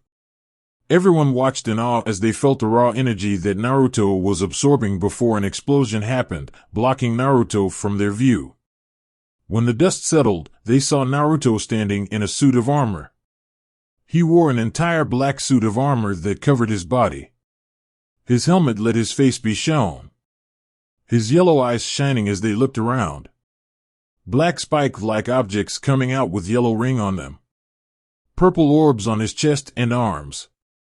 But what surprised them even more was the big green gem in the middle of his chest and dragon wings and tails coming from his back. Yu-Gi-Oh! The Supreme King. His sword was changed also. It was still midnight black, but the blade was a lot thicker and longer. The handle became more rounded. The blade had dark red circles towards the bottom and a red line extending towards the length of the blade. Dark Excalibur Fate Stay Night. This form, this power, Naruto said as he clenched his fists. I can feel the power. Naruto said as his voice became slightly demonic. He looked at Kokobeel. I'll kill you, Kokobeel. Naruto said with an evil grin. Before Kokobeel could move, Naruto was behind him and kicked him towards the ground. When Kokobeel got up, he was punched by Naruto, sending hurling through multiple trees. I'm unstoppable, ha ha ha. Naruto laughed maniacally. Kokobeel flew into the air. How dare you touch me? I will end your life. Kokobeel said as he threw a light spear at Naruto. Naruto just stood there as it struck his chest. Kokobeel smiled in satisfaction only to stare wide-eyed as the spear dispersed as it touched Naruto. My turn. Naruto smiled. He disappeared from view only to appear behind Kokobeel and kneed him in the back. He then axe-kicked him, sending him to the ground again. Before he hit the ground, though, he appeared below him and put his fist in Kokobeel's face. Kokobeel collapsed to the ground, barely conscious. Naruto straddled his chest and began to pummel his face. Each blow making a sick crunching noise. After every punch, Naruto would use boost and add more power to the blow. Stop it now! A voice shouted. Naruto stopped and looked up to the sky and saw what looked like a man in a white suit of dragon armor. Who are you? Naruto asked. That is none of your business. However, that man is my business. He pointed to Kokobeel. Hand him over. This man? Naruto grinned as he held Kokobeel up by his hair. And before anyone could move, Naruto sliced his head clean off with his sword. You'll pay for that, the white-suited male said. Naruto didn't wait as he charged at the mysterious person. Divide. Naruto froze halfway to him and fell face first into the ground. His new gear disappearing, making him lose conscious from using his new power and having half of it taken away instantly. However, he still had black markings all over his body. Yeah! The white-suited male yelled. The white wings started to turn black before they fell off. He quickly replaced them, but one could tell he was worn out. That was the last thing Naruto saw before he blacked out for a second time. The following day, when Naruto awoke the next day, he found himself in his home. He woke to Kaneko and Kuroka in bed naked with him using the healing method that was popular with many devils. He made his way to the restroom to get cleaned up. When he looked in the mirror, he froze. His eyes were still yellow and he had the black markings all over his body. Kaneko, Kuroka, and Ravel, who was downstairs, heard the commotion and rushed to the bathroom. They saw Naruto and were able to calm him down. Once he was calm, they then told him what proceeded after he fell unconscious. The white armored male was host of the White Dragon, the Red Dragon's rival. He took Valper and Kokobeel's body back to the Fallen's faction for tests and interrogation as Kokobeel left Grigori a few weeks ago. They then told him that his body was worn out and weak, so they decided to heal him as quickly as they could. As they finished explaining the events that happened, they all got dressed and headed towards school. Naruto needed to tell Rias that he had his own peerage set now and explain things about Kuroka and Ravel. Naruto and the girls walked into the ORC room to see Rias talking to the two church members. The other members were in the room as well. "Am I interrupting something?" Naruto asked. "Not at all, Naruto," Rias said kindly. She frowned as Naruto showed he didn't care about her friendliness. "They were just talking about joining my peerage," Rias said. "Actually," Zenobia started, "we want to join Naruto's," Irina finished excitedly. "What?" That was Chapter 3. Hope you enjoyed it.